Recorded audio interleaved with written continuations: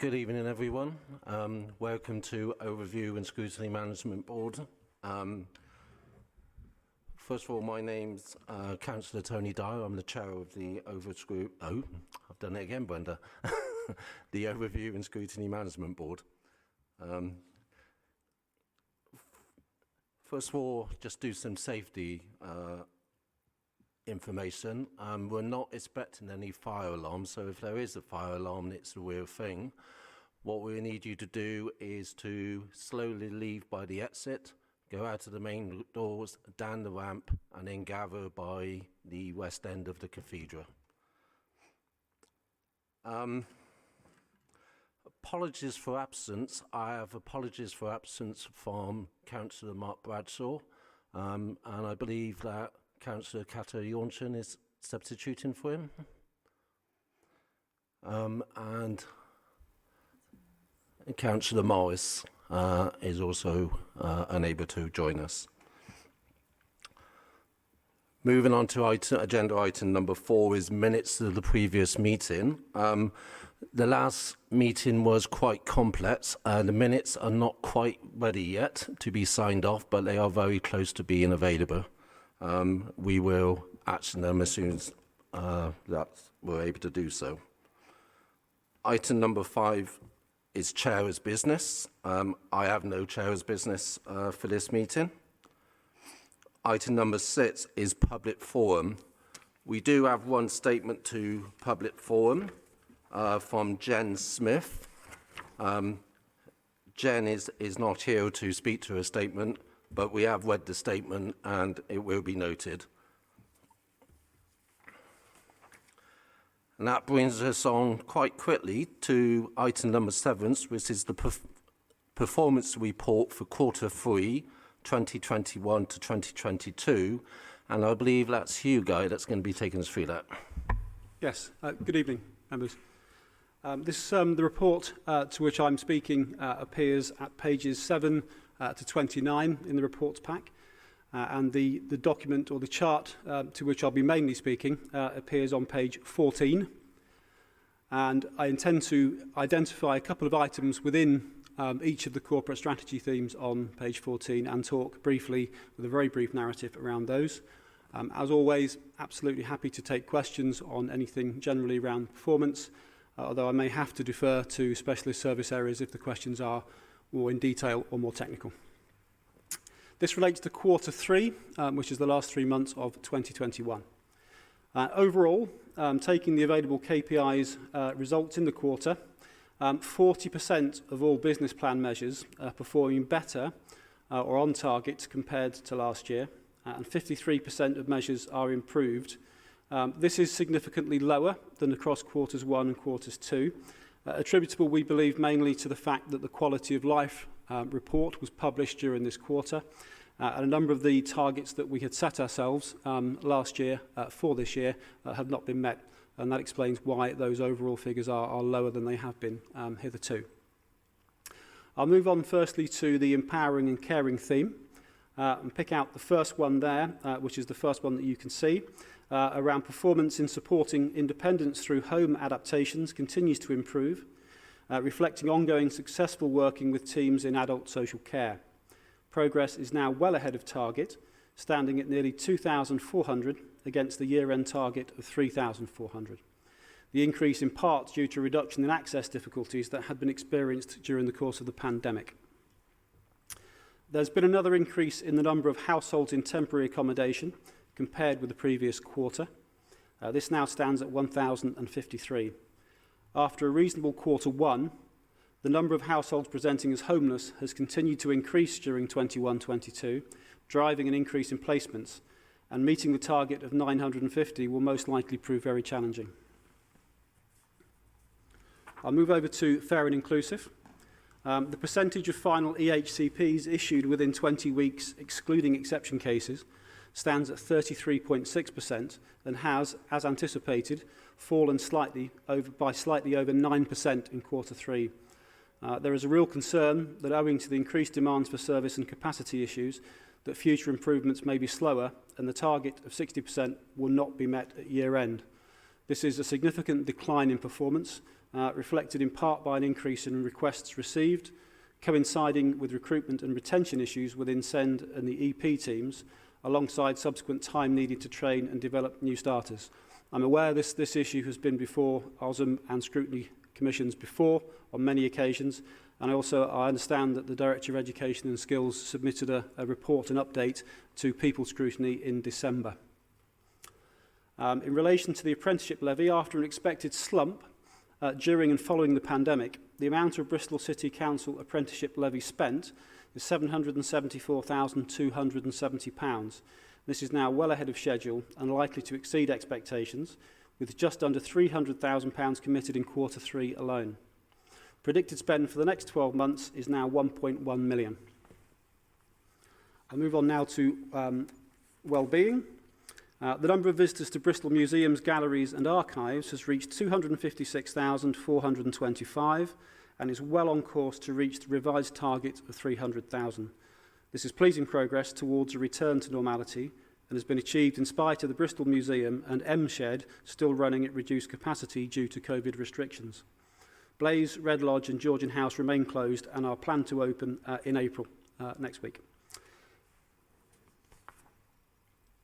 The percentage of people who feel that street litter is a problem in their neighbourhood, as measured by the Quality of Life survey, has fallen slightly this year, standing now at 81.7% compared to 82.4% in 2021.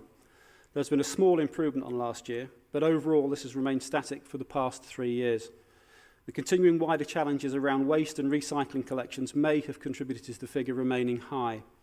A wide range of campaigns and activities are in progress or planned across the year to reduce street litter and deliver overall improvements to the street scene, and these include the Great Bristol Spring Clean and Big Tidy.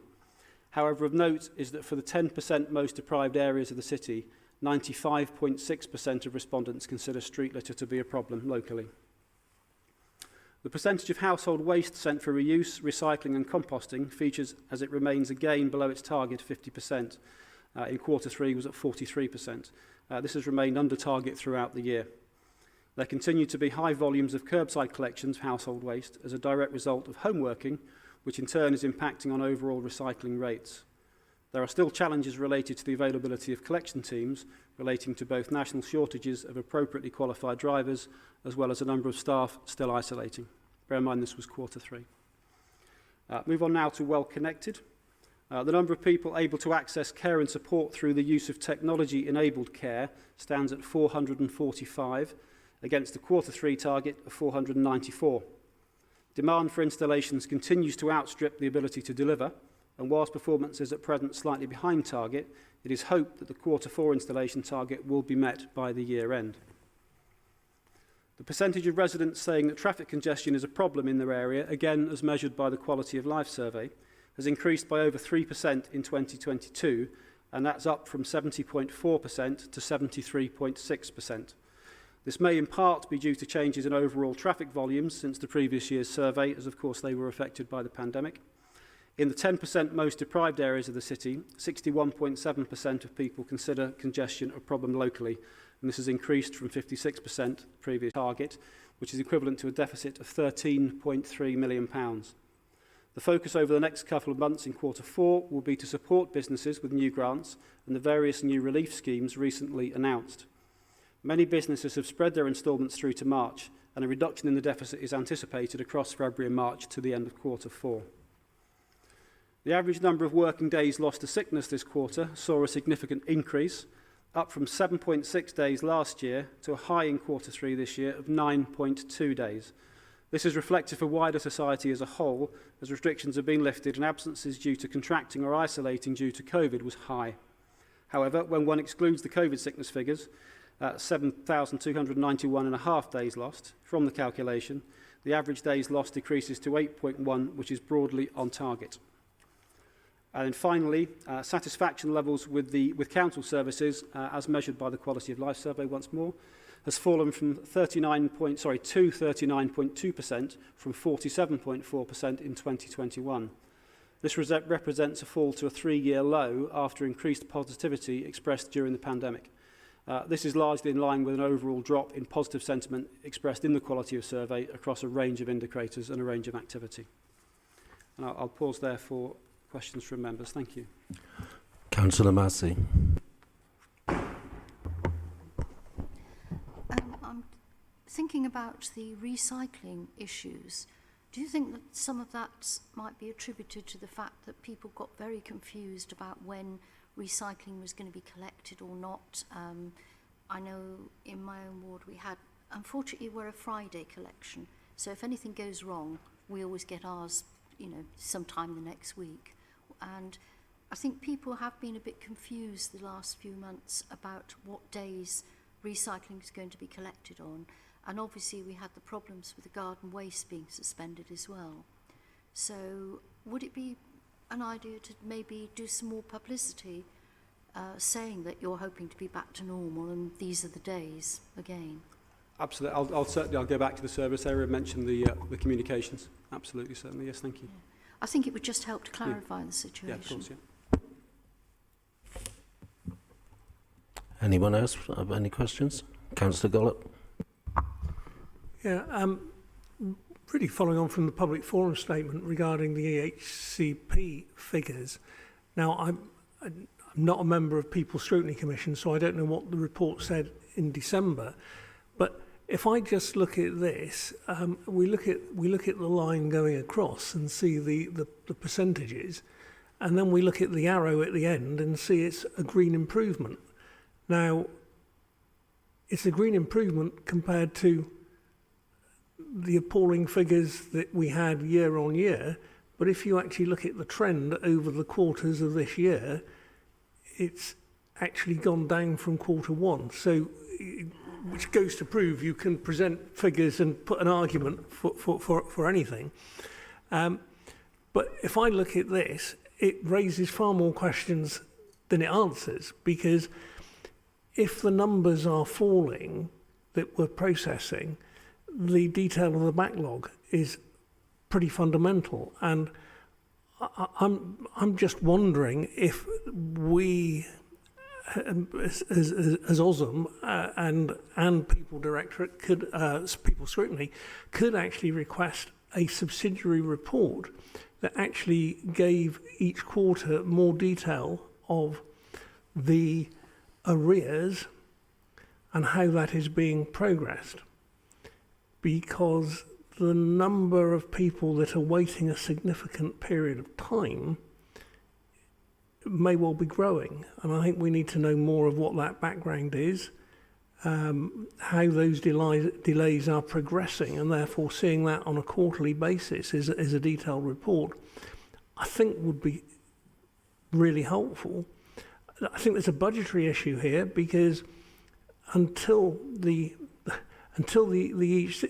report is done for each child, the full provision of the extra support they need isn't quantified.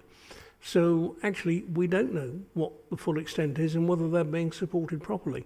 So I just feel that this is something that has been going wrong for so long that both us and the Commission need more information so that we can actually be checking on it rather than just letting it go by. Thanks, Jeff. I don't know if Guy, if you want to respond to that, or Tim, if you wanted to come in on that. I was going to come in on the same point, so I might as well do that now, and then Guy can respond to both of us. I mean, Jeff is right. I'm even more concerned because, of course, the figure presented to us is not the same figure that was presented to us 2 years ago. And the code word written in there is the DFE cohort. What that means is traditionally, a couple of years ago, your application was processed in a queue. So, you know, when they got to your application was based on when they received it. Now, a certain proportion are lifted out of that queue and processed ahead of the backlog. That is to ensure, otherwise the figure would be 0%, we'd be looking at now. So that has been agreed with the DFE, hence the terminology DFE cohort. And I understand why that is done. I think it's partly to give some people hope within the system that they might win that lottery and be in that group. The problem now we face is the backlog is so large. It's larger than just over 2 years ago, or roughly similar size, around 450, possibly as high as 500, that people could be waiting over a year. Again, we're back to that stage.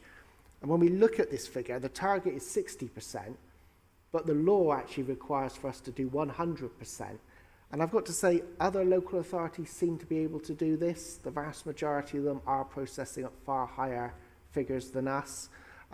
They have faced the same issues of increased applications. That's true, there are increased applications. I think it was roughly 14% last year. But then again, we have an increased young population as well. So we must take that into account. And it sort of has been noticeable, a similarish increase each year. What we have seen is a massive decrease in the processing of the applications, the actual processing and issuing of EHCPs. We understand that was a staffing issue. We must ensure this does not happen again. So I think I would welcome a further report on this. And I think something we did discuss briefly at People's Scrutiny last time, so we did look at this reasonably in depth, is actually setting an additional target of the amount of EHCPs that will be completed in a year. And in reality, we need to be hitting around 1,000 this year. Because say this figure is misleading in the sense it actually presents a far rosier picture than the reality. Anyway, I'll shut up now and I'll let Guy respond. Do you want to? Thank you. Yes, just to say from the corporate performance perspective, we're certainly working in the coming year, in particular, to work with OSM to look at some of these quarterly reports in advance of the meeting, identify areas that you want to look at in more detail, and then we can make sure the appropriate officers are available to you, and we could spend some of this session in some of the more detailed areas, and this may well be a useful candidate for that. I would just encourage from the Scrutiny work programme perspective, considering how that interfaces between the People Scrutiny Commission and this one. So, for example, I know there's been regular updates on the written statement of action, I think, coming to the People Scrutiny Commission. So it will just be a case of ensuring that you get the full coverage between meetings, but that's certainly something that Guy and I can take away to the Executive Director and the Director for Education and ask them to come back to us some leads, perhaps. Yeah. And just to follow on a couple of points, Councillor Gollop, the data is it is available. It's published because we're out of sync, because we're quarter 3 and somewhat behind. The data is available monthly and is published on the Open Data platform. So getting data to you, I don't think should be any issue whatsoever. And in terms, Councillor Kent, of the question around additional targets, we are approaching the time of year now where we look to set targets around our activity. Absolutely keen and happy to engage with OSM Cabinet around how we do that and to consider appropriate measures. Councillor Vodal. Yeah, thanks very much, Chair. I'm going to focus on the increase in satisfaction of citizens with our services, or rather the fact it was dropping. I appreciate there's lots of reasons our services are, have issues, and you've explained some of them for the actual services. And, I think people do amazing tasks with the ever more limited funds that are available. But when it comes to the satisfaction assessment, to me, I think that needs to be treated very differently. It's basically about perception. And I think we need to drill down into it. It would be really helpful to know, because those services that find fall in satisfaction need to look and say, is there something real? Can they do something about it? Is there another reason? What's the background to that? And perhaps the council needs to consider it's constantly talking up its successes, its delivery. Organisations like to do that. Do people see through that and think, well, it's not got better, so I'm going to be a bit dissatisfied because they keep saying it's getting wonderful and better. So that could be a perception. It could be a response to the talking about it. But I certainly think we need to treat it separately, because it is only perception. We might have better services, but our perception things are worse because we're more worried. The ones about fear, safety, and so on, might not be grounded in actual events and incidents. And it depends what this is about. We might just constantly expect better, and it's not going to get better for whatever reasons. So I feel it's something we need to look at some point, because it's sort of sometimes taken as a fact where really this is measuring some perceptions, some feelings about things. And we need to try and understand those and see if there is benefit we can get from looking into that service by service. A lot of services do run individual surveys. This is a citywide measure across the whole range of council activity. The question itself isn't broken down by service area because we generally work with services to do those on a bespoke basis. But we can absolutely look at how that correlates with the figure here. And interestingly, whilst the figure was down overall, for the 10% most deprived wards, it actually gone up by 5%. So there's a bit of a contrast there, which we weren't expecting. I'm just going to ask the question myself, which is about the empty council properties. And obviously there could be several reasons why a council property is empty. One of them could be that it's recently been left untenanted, so it's waiting for a new family to move in, and that family may require adaptations to be done. Is it possible to get a breakdown of those empty council properties in terms of how many are empty simply because there's work being done to them, as opposed to properties that are empty because for some other reason? Because, to be frank, with 16,000 families on the housing waiting list, 291 empty properties is always going to be concerning. Absolutely, yes, absolutely happy to look into that as well. Yeah, that data should be available. Thank you. Any more questions from... Okay, in that case then, thank you, Guy. We'll move on to the next item, which is the risk report for Q3 2021-2022. And Paul, I think it's your turn to shine. Thank you. Good evening. I'm Paul Jury, a Risk and Insurance Senior Officer. I've been asked to briefly introduce the Q3 Corporate Risk Report. The purpose of this report is to provide an update on the current significant risk to the Council achieving its strategic aims and objectives. These risks are rated in their likelihood of occurrence and their impact should they occur, given an overall risk rating score which ranges from 1 of low risk to 28 of a critical risk. This report also summarises the progress and actions taken in managing these risks for Q3 21-22. In summary, the following risks are included within the report. There are 2 critical risks, 18 high risks in the report, and 4 medium risks in respect of strategic risks. There is 1 new threat risk. This is CRR 45, failure to deliver statutory duty in respect to the safeguarding of children. This risk rating being a 3x3 for likelihood and impact. That makes a 9, which is a medium threat risk. This is managed on the People's Service Risk Registers and is newly identified for this quarter. There is 1 improving threat risk. This is CRR 9, which is safeguarding vulnerable children. This has a high risk rating of 21, improving from a critical risk rating of 28 in the previous quarter. There is 1 deteriorating threat risk. This is CRR 35, organisational resilience. The risk rating being 28, a critical threat risk, deteriorating from a 21 high risk rating. This is managed on the Resources Service Risk Register. There is 1 new external threat risk. This is BCC 4, COVID-19 population health. The risk rating being 15 of a high threat risk. This is managed on the People's Service Risk Register. There is 1 closing external threat risk. This is BCC 3, COVID-19. This is the wider COVID-19 risk. This has previously been captured as a critical threat risk.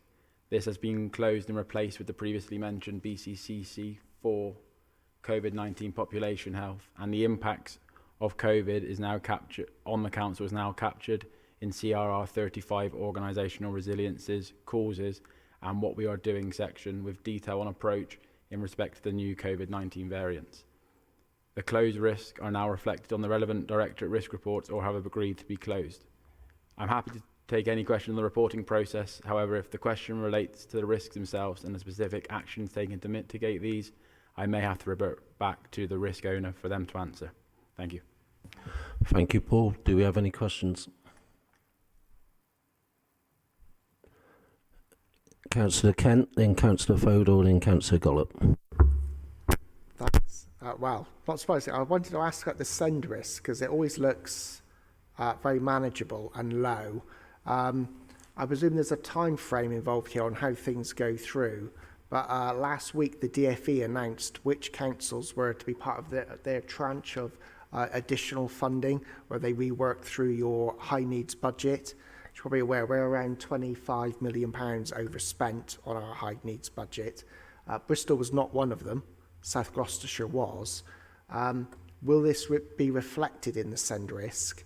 And also, given that figures have come out showing the issues in the EHCP process, which itself is often open to legal action against the council, often by individual parents, is that seen as an increased risk or less of a risk to the council? I'm trying to understand how you've come to what appears to be quite a reasonable risk level, given the financial and legal issues in that area. I think it's worth considering for this report the effective date of the risk, that the risks were analysed to was the 21st of December of last year. So I believe the first part of your point may be captured in Q4 in relation to that. I can more than happy to go back to the risk owner with the questions in relation to how they view that specific element of the risk, and happy to report back. That'd be great. Thank you very much. Councillor Fodor. Thanks very much. CRR 32, which is titled Failure to Deliver Enough Affordable Homes to Meet the City's Needs.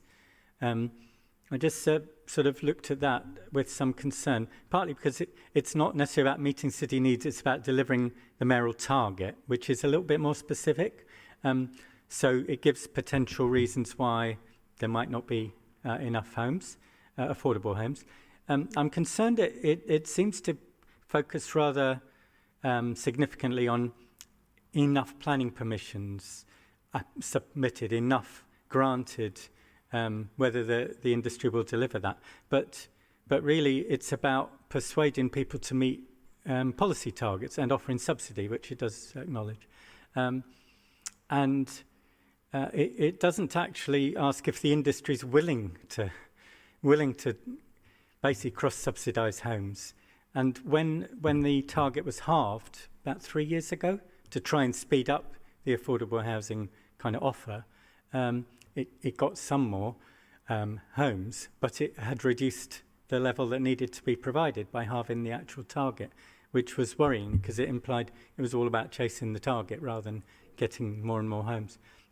So I'm just wondering if that needs to be looked at and explained perhaps better, but also look at the reasons and the underlying causes why basically developers aren't going to always even build what they promise. They negotiate them away after they get permission, for instance. So shouldn't that be kind of looked at in a bit more detail? Yeah, I think more is conscious when presenting these reports that they are already, we can't get into all the detail on every aspect that we might like. The points to note around, obviously there are bullet pointed causes and there are going to be specific reasons behind those. I'm more than happy to go back to the risk owner and gain more reasoning behind those. They think those causes are applicable, which I think is probably the most applicable aspect of your question there. Sure, thank you. To some extent, it's about actually persuading developers to be willing to offer what our target is and then to build it and not try and get out of it subsequently by renegotiating.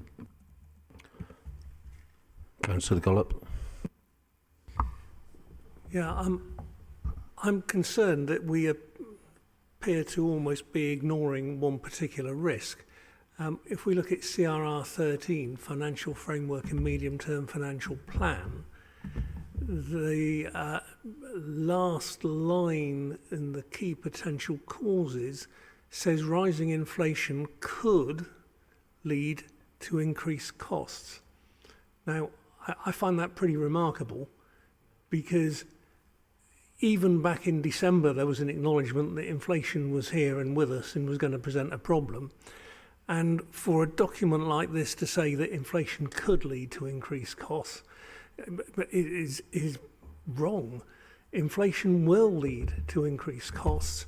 And if we look at the corresponding risk of a deficit in the current financial year, there is no mention of inflation whatsoever. And inflation, both in terms of our purchases and our salaries, when we have a fixed level of income, could be absolutely massive. So I am concerned to see that inflation only merits a casual incidental mention that it might be a problem, when I would have thought most institutions in the country were recognising that it definitely is a problem. And I just think we should be commenting on that, because it seems to me of such significance. And if we do not respond or recognise the problem, and perhaps I'm showing my age in that I worked through the period of inflation going up to 25%, so therefore I'm aware of what chaos that brings, and I'm concerned to see that we're only giving it a casual mention. If it helps, Jeff, I remember those high levels of inflation, and also remember the high interest rates from the ERM exit as well. Do you want to respond to that, Paul? I can confirm for Q4, as part of the risk reporting process, we do highlight key risk areas to all service risk registers via the risk reporting platform, and the consideration of increased costs as a result of inflation was one of the key topics as a thought for consideration. I can have a look at CRR 13 with the risk owner and see if that wording remains appropriate in relation to inflation, because I do take on board your point there. Yeah, I mean, my point is to simply have a small sentence saying it could lead, when it's very clear what's happening to the consumer price index and capital goods index, and indeed building materials. It's even more. So I just think we're not representing we're not representing the seriousness of the situation as clearly as we should. Understood, Jeff. Councillor Wilcox. Thank you, Chair. I'd like to discuss about CRR 41, long-term major capital projects, and it actually follows on from what Jeff was just saying. There is no mention of inflation rates or interest rates that might affect the delivery of these projects, which I would expect there to be. Also, considering this is the risk register for December 21, it talks about things happening in July and August and autumn, and I would expect the risk to be updated about what in the what we are doing section, and to include the what we have done section. So can this risk be looked at again, please, and updated? I'll take that away with the risk owner and ensure that it's updated for Q4. Do we have any more questions? Just one brief one from me, Paul. Going back to the affordable homes with CRR 32, I think you mentioned earlier these are the risk ratings as of the 21st of December, and obviously one of the key risks to delivering affordable homes is having the funding to build affordable homes. So I'm presuming that risk level will improve in the following quarter now that the HRA budget has been passed and Gorham Homes have had their business plan approved. That would be one for the relevant risk owner. However, I can certainly provide that as feedback ahead of final publication of the CRR Q4. Okay, thank you, Paul, and thank you for covering that. Next item on our agenda, it's now over to Lucy to look at item 9, or agenda item 9, Scrutiny Annual Report. Yes, members. So this is the report that's been prepared by the OSM Leads with support from officers. So as you'll all know, it is best practice to do a scrutiny annual report. So as you'll see, it's divided into 3 sections. So there's, first of all, there's a chair's forward, which is self-explanatory. Then the next section is a description for each of the scrutiny bodies. And what we've tried to do in conjunction with the chairs is pull out the bits which are the sort of highlights of the year, if you will, and to summarise those. And then the third section covers opportunities for the future. So that's things like how we can have better public engagement, how we can hopefully introduce hybrid meetings, and so on. So there is one amendment, though, from us, which I'd like to just run by you, which is about the corporate strategy work that you did. So you'll recall that you did have a workshop earlier this year, and also you had a formal session at OSM, and both of those things were good examples of policy development work that you've done. So if you agree, I would like to add that part into the OSM section, if that's okay. So other than that, if you're happy with the report, the plan then is it goes to full council on the 24th of May for debate and general noting. Obviously happy to take any comments or questions. Anybody have anything to add? Councillor Kent.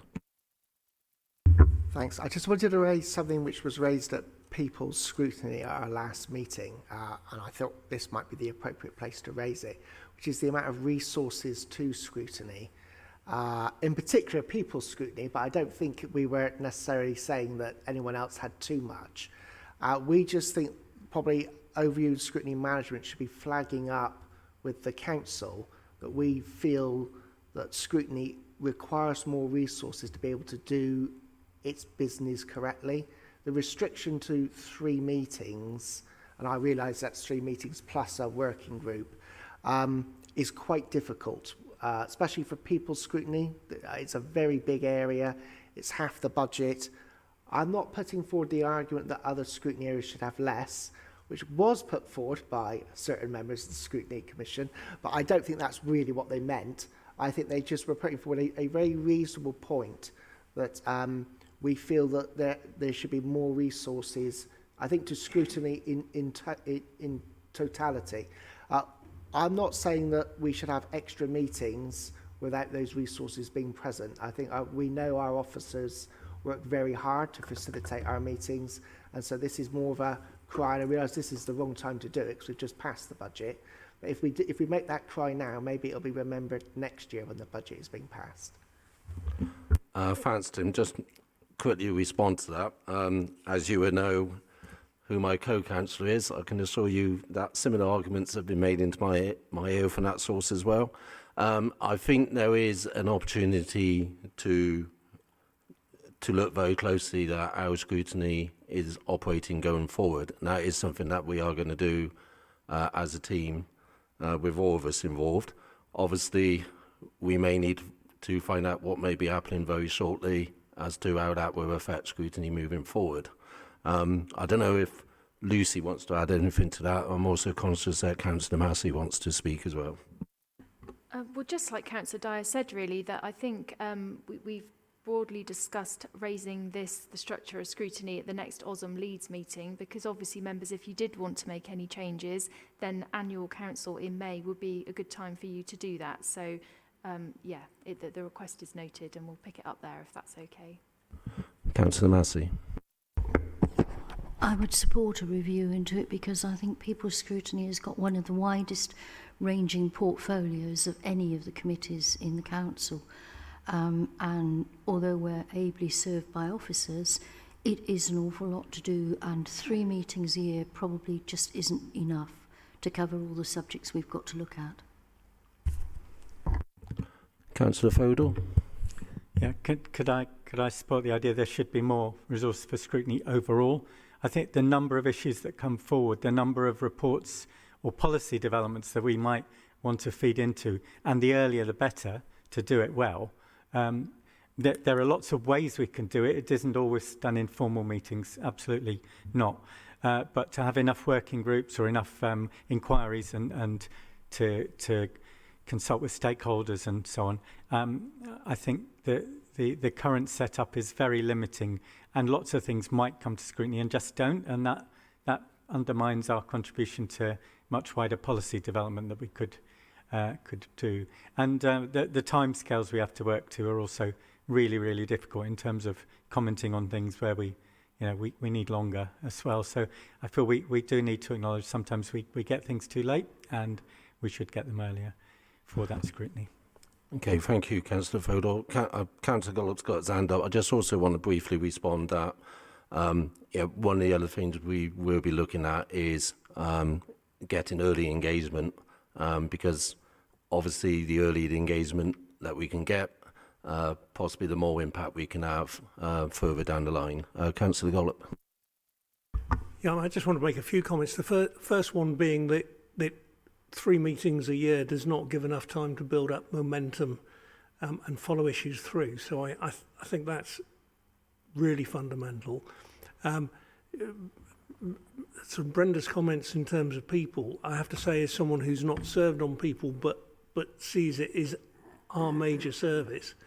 The fact is you could have 2 commissions there and they'd still be stretched to cope with all that's on their agenda.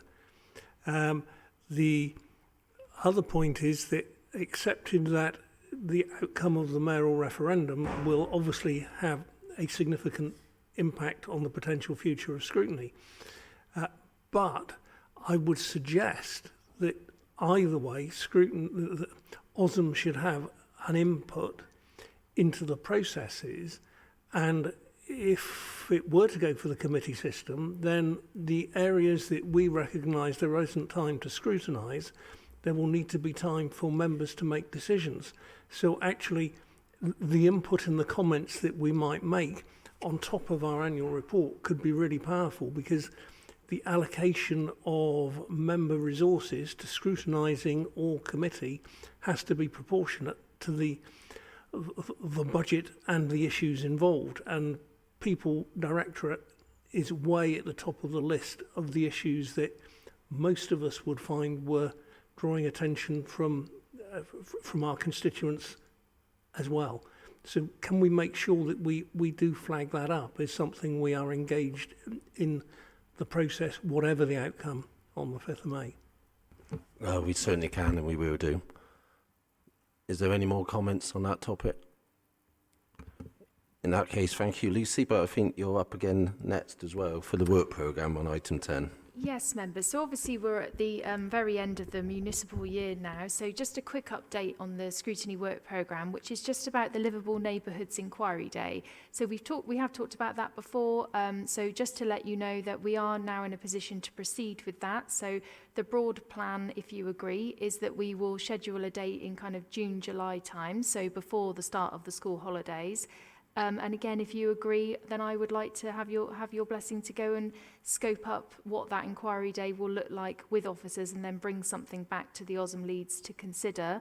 But our sort of broad starting point is that this be a sort of fact-finding inquiry day, looking at all the factors really that would contribute to what would make a livable neighbourhood successful, but also to learn from sort of experiences from elsewhere. So that's the starting plan.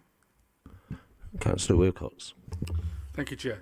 I'm interested to know if the consultation for the East Bristol Livable Neighbourhood pilot will be available for people to scrutinise at that point in the June-July timeframe, please. We can certainly chase that up. What I would say is the East Bristol pilot will be ongoing. It's just completed this first phase, ending on March the 14th, I believe, and there will be ongoing phases. I wouldn't want to say exactly how long that's going to last, but I would expect it to still be continuing at the same time as we are doing our inquiry day. But we can certainly ask for and request input from the lessons that have been learned from that pilot so far. Yes, not having any feedback at all from the East Bristol pilot would be an odd thing to be doing. Thank you. Any more questions? Councillor Pearce.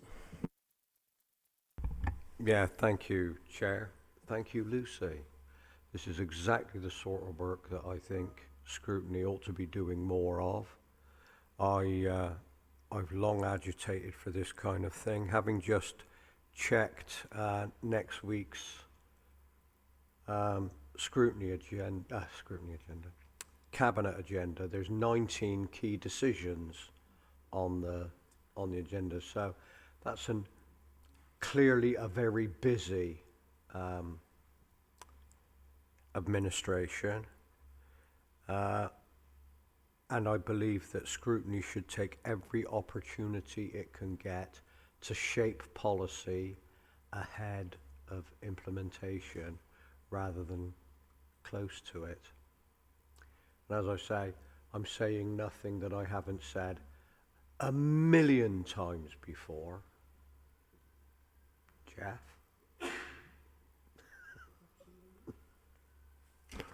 Okay, thank you. Any more comments on that section? Okay, thank you, Lucy. we're now going to, I'm just checking what time it is. Right, we're going to move on to the Bristol City Council business plans, which is one of the larger items in our agenda. And we have both Guy and Jen with us. So I'm going to hand over to you two. Thank you, Chair. And thank you, everyone.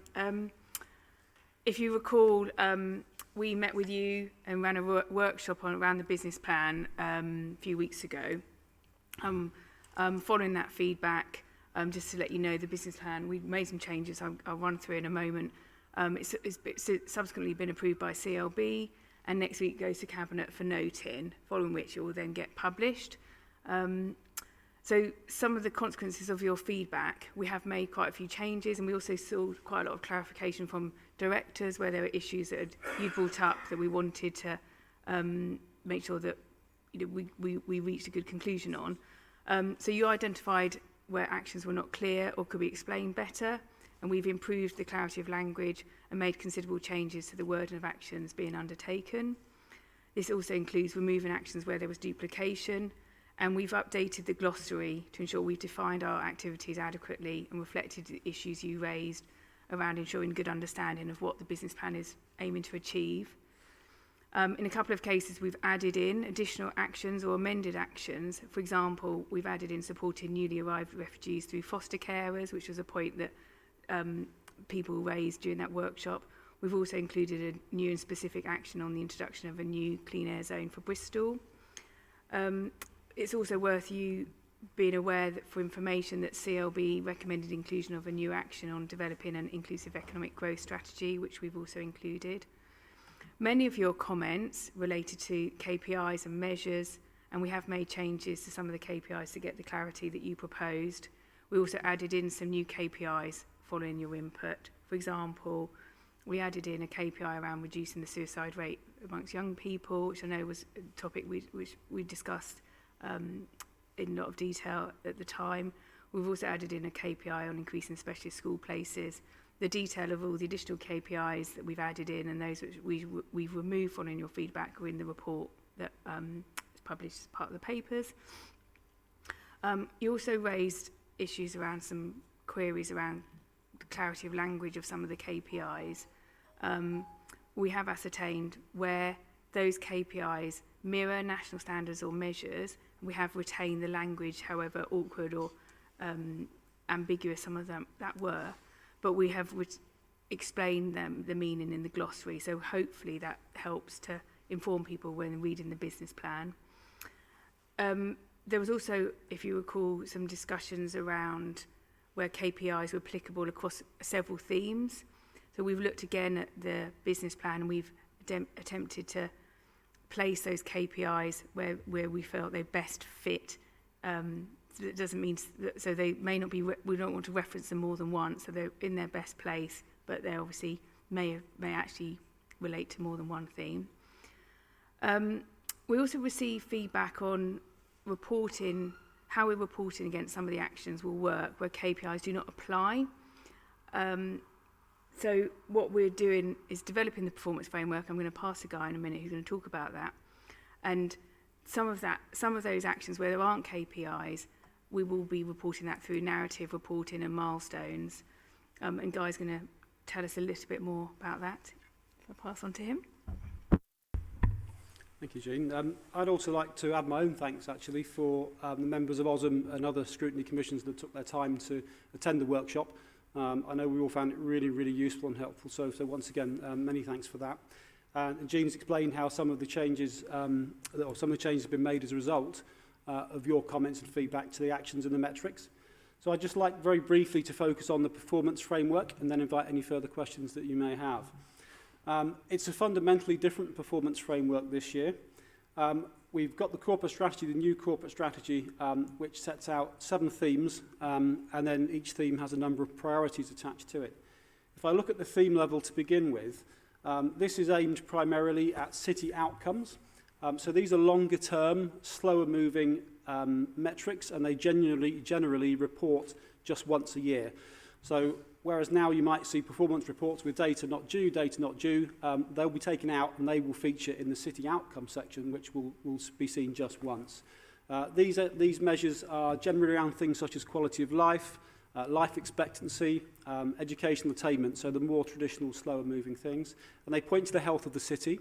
They're not necessarily indicative specifically of council performance. They are something to which we contribute with other agencies and partners. In terms of the priorities, this is where there's another significant change, as Jean's alluded to, over 30 priorities. And the focus now is on a blend of actions and metrics. Now, for the actions, that's not everything the council's going to do across the year, and it doesn't generally talk to business as usual. These are the things that have been identified by directors, yourselves, colleagues, as the most important things to deliver across the course of the year. And because there are a number of priorities, we have maintained that a maximum of 3 actions per priority will be recorded and set out. Now, some of those priorities also have some metrics with them, some numerical metrics, not all, as you've heard, because they don't readily lend themselves to numerical measurement. And these are the quarterly metrics that direct data is available for. And these are ones that point mainly to the performance of the council around specific activity. We intend to report on those actions quarterly, as Jean's alluded to, through a RAG, a red, amber, green process. So the performance team will be sitting down and asking questions of the lead directors, because that's another change. Each of the corporate strategy themes will now have a director sponsor. So we'll be sitting down with the directors and their teams to talk through the actions and ascertain where we are and apply a rating to that. And that's also true of the metrics. The metrics will be reported quarterly, and we will apply a red, amber or green rating to those. And they will all then come through the council pathway to scrutiny. So you'll have the opportunity to look at the actions, the progress against the actions, to question that, to assure yourselves or to dig further, and also combine that with the metrics that appear alongside the actions. So that's, I know it's a whistle-stop tour, and I know some of you have heard this before, so apologies for repeating myself, but I think it was important just to outline and underline the significant changes that have been made to the performance framework as we go forward with the new corporate strategy. As mentioned at the start, happy, Jean and I, or Tim, to take any questions that members may have. Thank you, and my apologies, Jean. For some reason, I called you Jen just now, which is my daughter's name. I do apologise. Do we have any questions? Councillor Wilcox. Thank you, Chair. I've got a question about the transport and connectivity theme, particularly TC3, which is entitled Safe and Active Travel. The things that you're doing for it seem to be quite logical. Introduce a clean air zone, establish a regional cycling centre to replace the existing family centre, and improve air quality. But the performance metrics for this particular one seems to be a bit odd, which is increase the number of public electric vehicle charging points. I would expect to see some KPIs about reducing road casualties and reducing the amount of air pollution that's associated with that particular TC, please. Okay, just bear with me while I find it on the plan, David, for a moment. Second.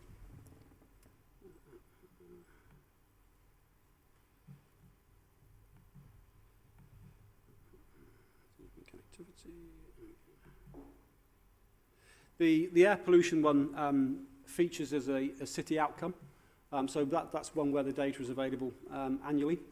So that features as KPI number 2 on page 58 of the business plan. So that one is covered. What was the other one, sorry? About reducing road casualty statistics. Yeah, again, that could have been included. We do work quite closely with the police service in Avon and Somerset, and that figure's reported certainly through the police. I'm aware of that. It doesn't specifically feature in here, but it is a jointly owned and jointly contributed to activity. Yes, the KPIs are listed at the beginning of the theme for transport and connectivity. It's just that they're not specifically pulled out about a safe and active travel setting. So I would providing electric charging points doesn't really monitor that particular thing very well. Okay, fair feedback. I mean, the metrics are as aligned to the priority statements as they can possibly be. They're not aligned to the actions. So in safe and active travel, around cleaner air, electric vehicle points was felt that that would fit best there, because when you look at the statement around safe and active travel in TC3, it does mention adapting a transport infrastructure such as increasing electric vehicle charging points to support the change. That's why we specified the metric there, and we've aligned it to the action that we felt most appropriate. So it is there. It is there, yeah, but it's a very small component of delivering that particular theme, I would have thought. Yeah, well, the actions are more broad. We did struggle with some of the metrics, but as you've seen, some of the actions that we've set and the priorities don't easily lend themselves to the application of metrics. So we've made the best fit. Okay, thank you. Do we have any more questions? Okay, one of the things I wanted to ask is when we had the workshop, I agree it was very useful. It was also interesting to see the way the different tables worked, often which seemed to reflect the scrutinies that they represented. I guess my question was, I think one of the feedbacks I got back was from some of the more experienced councillors that it was more like when a similar workshop was done a few years ago rather than the more recent ones. Do you think that is because, having had a recent election, we've had a large influx of new councillors, you perhaps are taking new approaches and asking different questions? Yeah, I'm happy to try and answer that. I think it's probably fair to say when we've had with a new intake of councillors that they're less familiar with our processes in general, and therefore that's probably why it felt like a session that we ran a few years ago when we did the first business plan of the previous corporate strategy, whereas the councillors who've been on OSM or on Scrutiny for a number of years, who participated every year, obviously more familiar with our processes. So I suspect that was the main reason. Personally, I found it a very helpful session. We really appreciate always getting the input from members, and to sort of shine a light, if you like, to us of the things we're missing, or where we think we're clear but it isn't clear, and hopefully the final product provides that sort of greater clarity that we hope, that it's achieved that at least. Just to add, sorry, Councillor Dye, we'll be conducting a debrief of all our activity around the business planning process this year. So if members have comments they'd like to feed in, it would be really, really helpful to feed that in for our planning for next year. That brings me on to the second question. Do you think that we did that workshop? I'll speak English in a minute. We did that workshop in the right time of the year for the civic year, or do you, when we repeat it, which I'm sure we will do you think it would be better to have it earlier in the phase or later again? I think what we've struggled with generally with the business planning process is the tight time frame that we always have to deliver it in between the service planning that we do as all heads of service undertake during the autumn, and the budget setting process, and then obviously then we have a relatively short window before we develop the business plan. So one of the things would be useful to get feedback around is the timing, and if there's any suggestions or advice on how we could perhaps tackle it slightly differently, because it is squeezed into a tight schedule for us as well. So we appreciate that.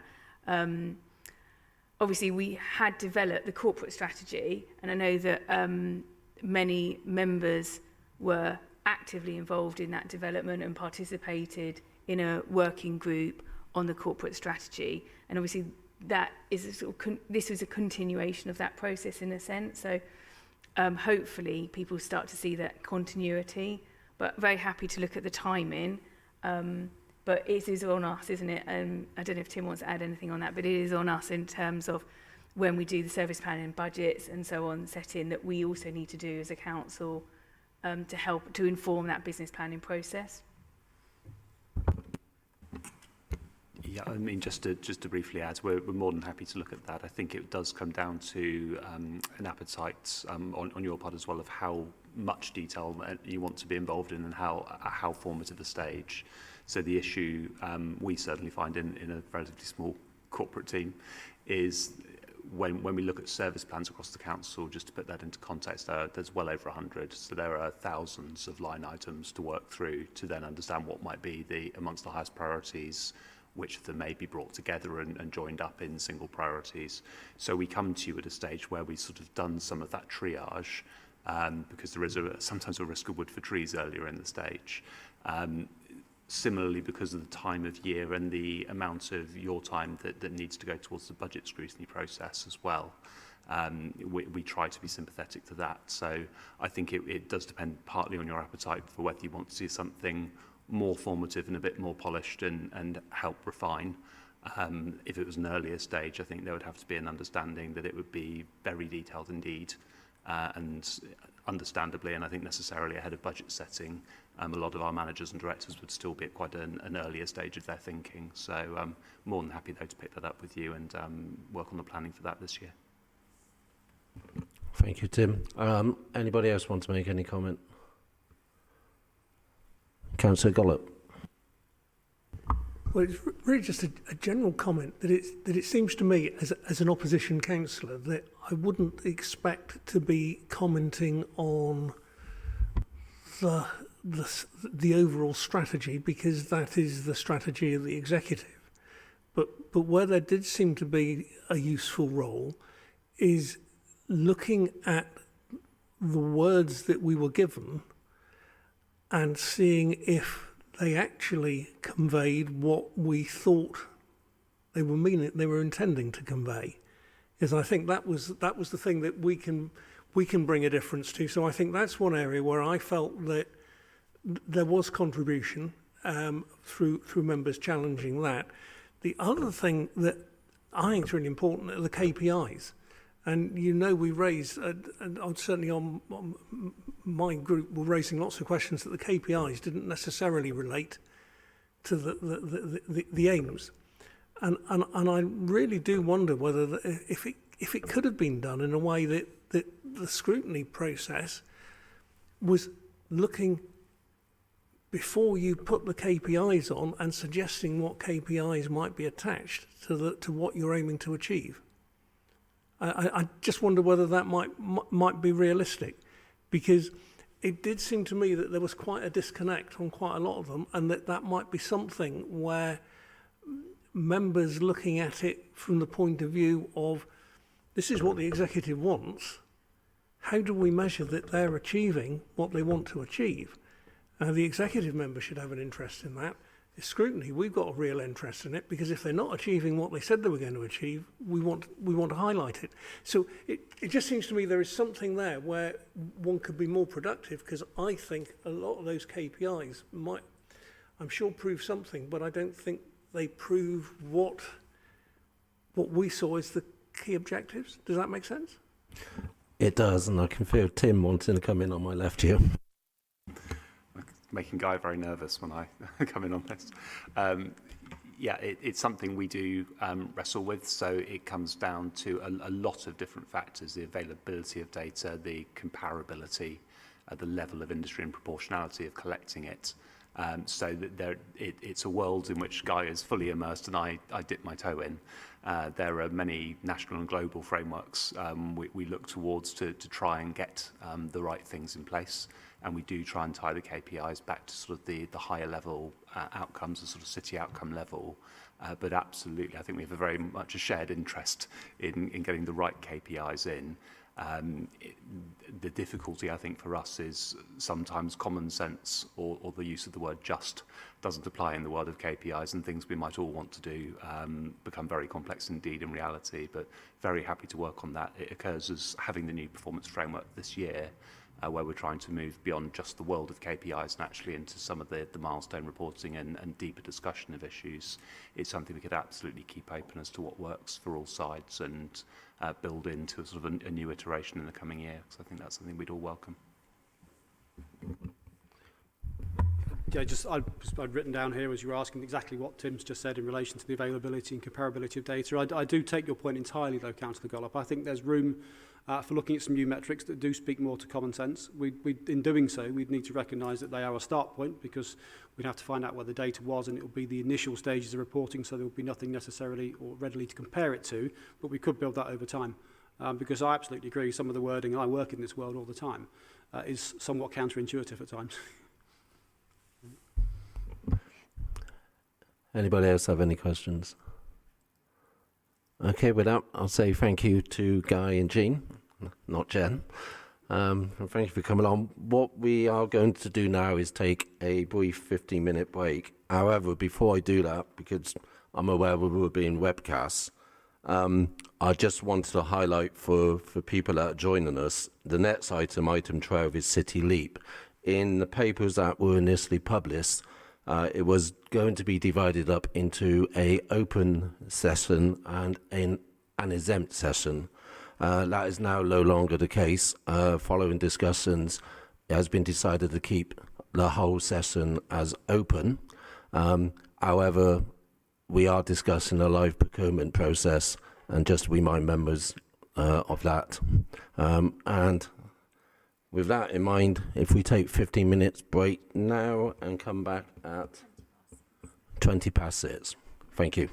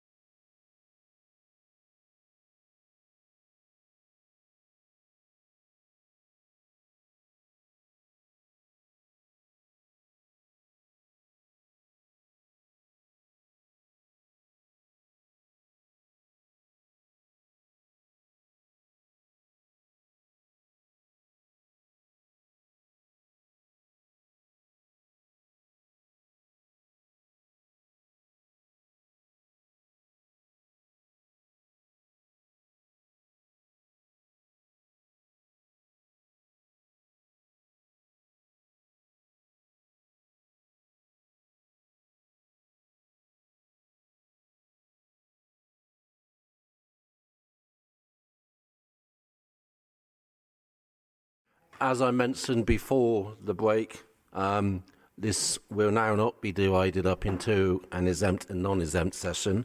The report is exempt, is available for open discussion. But as I said before the meeting, just be aware that we are talking about an open procurement process that is still ongoing. And I think, is it you, David, or Stephen, or do you want to go first? I'll lead off, Councillor Dyer, thank you. So, as members are aware, the Cabinet report was published last night. There has been a press statement today, just to be clear, therefore, if you go onto the news, you will see news that Amoresco with Vattenfall UK as its essential subcontractor has been selected as the preferred bidder for City Leap. Quite a lot of interest, obviously, in the media in that news. We're very pleased to have got to this stage and clearly are now looking to go to Cabinet next week. The important point to note is what we're looking to do is to seek to effectively note that the process of procurement has resulted in the preferred bidder being selected, to give me and my team the authority to go and then conclude all of the final legal and other elements, paperwork effectively, with the preferred bidder. And we need to draw down a mobilisation transition budget for that. So that's what the Cabinet report asks for. And it also says that there will be 2 further reports coming to Cabinet. The first is concerning the transfer of heat network assets, which form part of the arrangement. And we'll be bringing a Cabinet report, we hope, in June to cover that issue. And the second paper will be that once we've concluded all the final arrangements with the preferred bidder, we'll come back to Cabinet for the actual ratification and agreement of the final position. We'd expect that to happen in the autumn. Okay, thank you, Stephen. And clearly, as OSM members, we will be asking for scrutiny of both those items when the time comes. What I would quickly like to do is just briefly to ask Stephen, obviously we already know you quite well, but if the rest of you could just briefly introduce yourselves. So my name is David White. I'm current role is head of City Leap, but my substantive post is head of the council's energy service.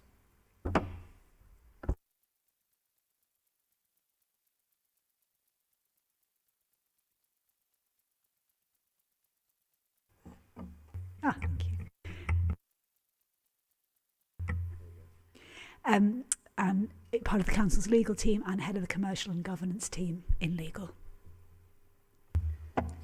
I'm Helen Reid, part of the council's legal team, and been advising on the City Leap process.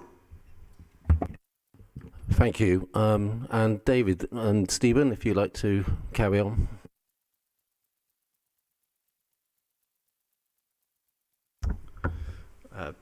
Yes, be happy to. As Stephen has said, we've now reached the end of the procurement to reach the selection of the preferred bidder. Those bids came in at the end of December, and we've been evaluating them since to come to this point. The winning bid, as set out in the Cabinet report, contains commitments given by the winning bidder in their tender relating to the level of investment that will be made into the city's energy system over the next 5 years in the sum of £424 million, and also in terms of carbon savings of 144. Sorry, I'm trying to find the make sure I don't misquote.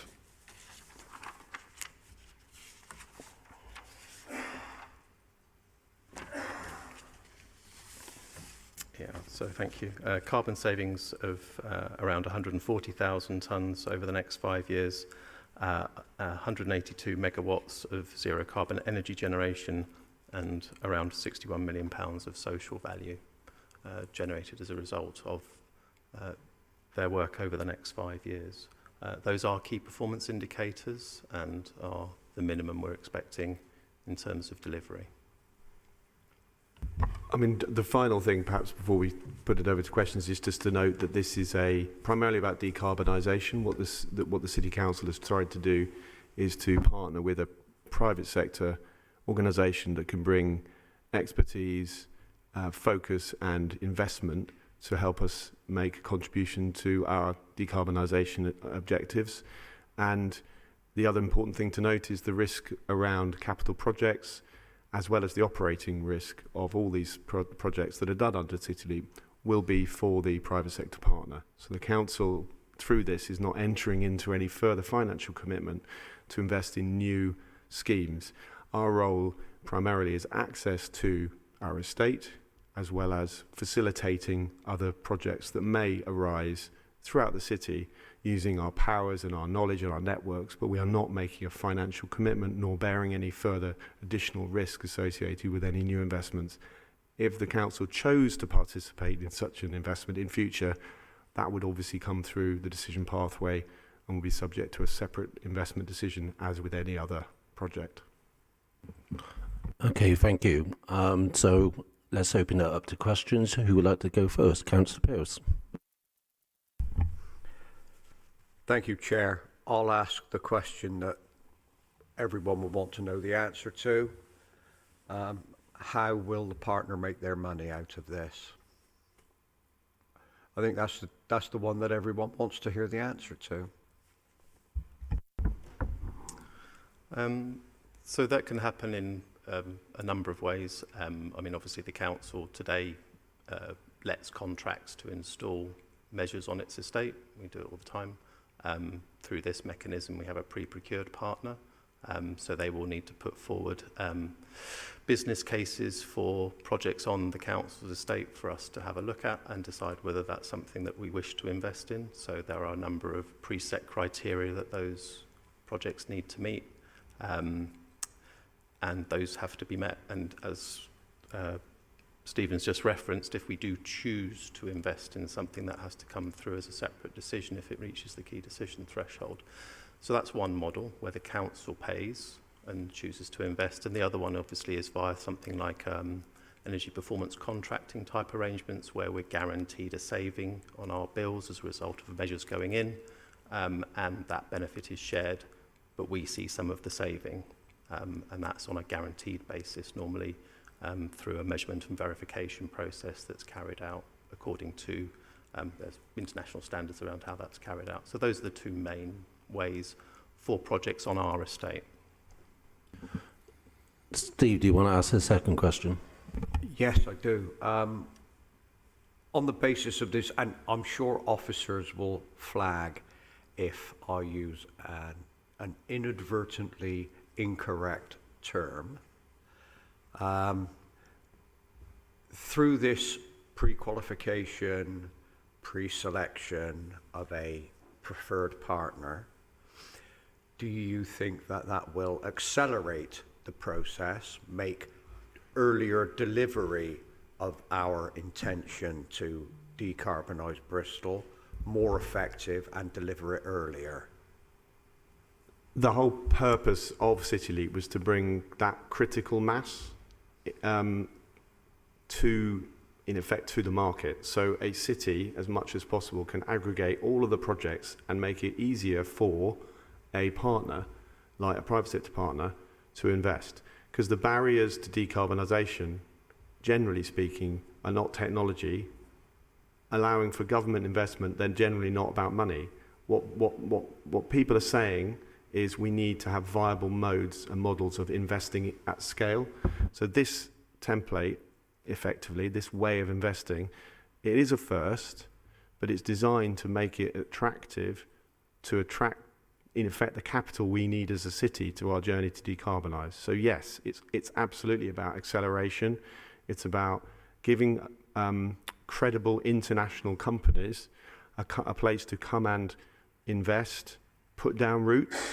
When you are an international business and you decide to put money into a new heat network, for example, you're going to stay in a place. So you are putting down roots. So it's a form of inward investment, given the identity of the preferred partners. So it's all of the things I think you've said there, Councillor Pearce. Councillor Pearce, Yes. This be your last one, and then this may in fact be my last, unless someone turns over a particularly interesting stone for me to look under. Is it then the case that by attracting all of this additional knowledge, finance, skills, because skills shortage, I think, is probably a bigger impediment to decarbonisation than finance even. So attracting all of this additional capital, not just money, but skills and all the rest of that capital to the city, should make decarbonisation more rapidly available to the private sector, private householders, private businesses, non-signed up participants to this scheme as well. That's certainly our hope. I mean, the concession that's been let is obviously in relation to the council's estate. Yes. That's what's within our gift. But having all that stuff in Bristol, in order to deliver that requires upskilling or retraining for some people. Definitely need to see that happen, and to generate this labour base that was needed to deliver at that kind of pace and scale. And once others can see that happening, and the council shows that through leadership in terms of its own estate, we very much are looking for City Leap to leverage that activity more broadly, and frankly for others to do whatever they would like to do. I mean, at the end of the day, the council can't insist on any other organisation doing anything. It's up to them or individual for that matter. But we've got a lot of council houses, but it's still only 14% of residences in the city. So we can do action there, demonstrate leadership, use our convening influence to hopefully bring others with us. And if they wish to use City Leap, that's entirely their choice. But that's a market thing. So people do have a choice at that point. Yes. Okay, I'm going to bring in Councillor Fodor now. Very helpful. Thanks, Chair. Yeah, I've got several questions, but I'll start with a couple of them. Firstly, the deal with the partners. I'm glad it's happened. We've been looking forward to this for 3 years, I think. So it's a big step forward at this stage. The exclusivity of it is something other companies might have something to say about. For instance, there will be people with access to capital, to technology, to their workforce and supply chains and so on, who would want to work here. So I'm interested in how it will look from outside the deal, so to speak. We'll be coming up with projects. They may be delivered by the City Leap joint venture partner, but what about other things people bring forward? I wouldn't want to exclude, for instance, the local grassroots projects that have been innovative in the city, and indeed the other companies that might come along with really interesting solutions as well. So the first thing to say is there's an expectation that the City Leap partner will bring the projects forward. It's a first right of refusal, effectively. There is a difference between that and exclusivity. There are examples where the council wanted to do something and the City partner said it didn't want to do it for whatever reason. We can go somewhere else. So there is a clear expectation that this is where most of the activity will happen. The opportunity was there for organisations to bid. So that's what a procurement is designed to do, to give people an opportunity to decide whether they want to participate. In terms of local grassroots organisations, however, there's a specific commitment. Did you want to give us a little bit of a view on that, David?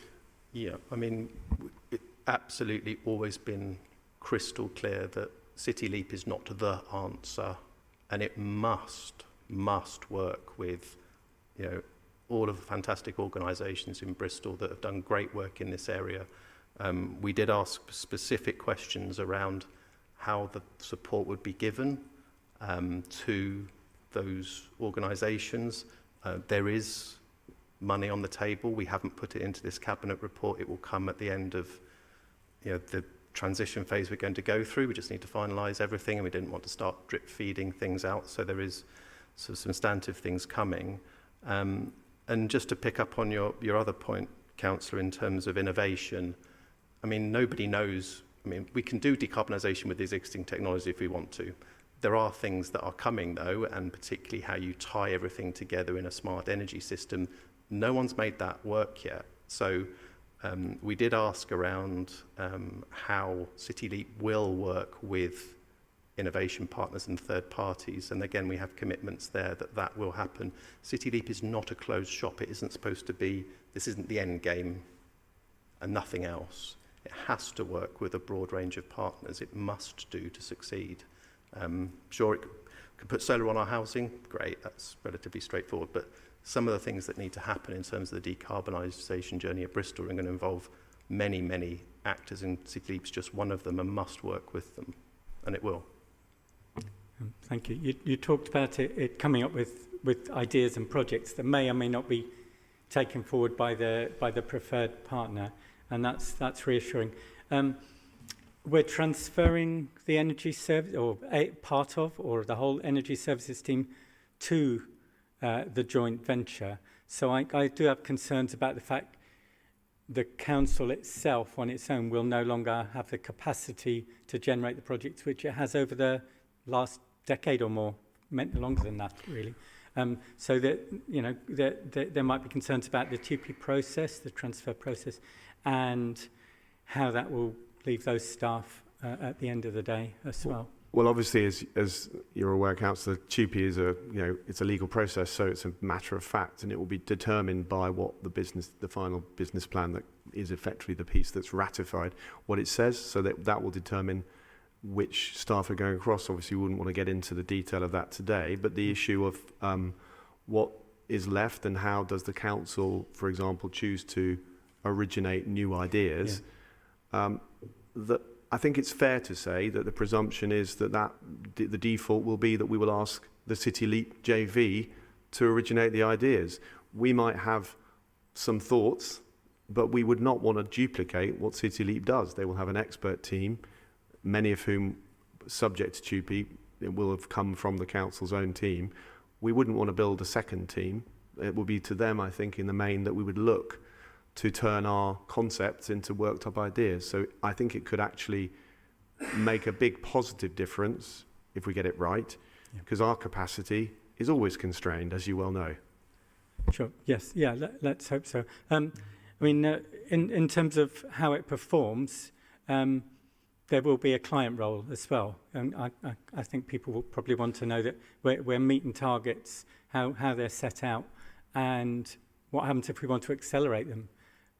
How would we do that within the deal? So first of all, on the client role, you're quite right, and there are probably two main parts to the client role. One is the fact that clearly the council is a 50% shareholder in the JV. The JV doesn't necessarily have a great deal because the assets will probably sit somewhere else. So that's sort of where the business development and the planning sits, but it still needs managing. The other side of the client role is actually the making it possible for the people in CityLeap to access the right experts in the council so that we can get the focus and the information they need to produce the business cases. So that's a sort of door opening facilitation and sort of holding us to account really as a client. Did you want to talk about performance? So I mean, I outlined at the start sort of the key performance indicators that are committed to in the bid and that are set out in the Cabinet report.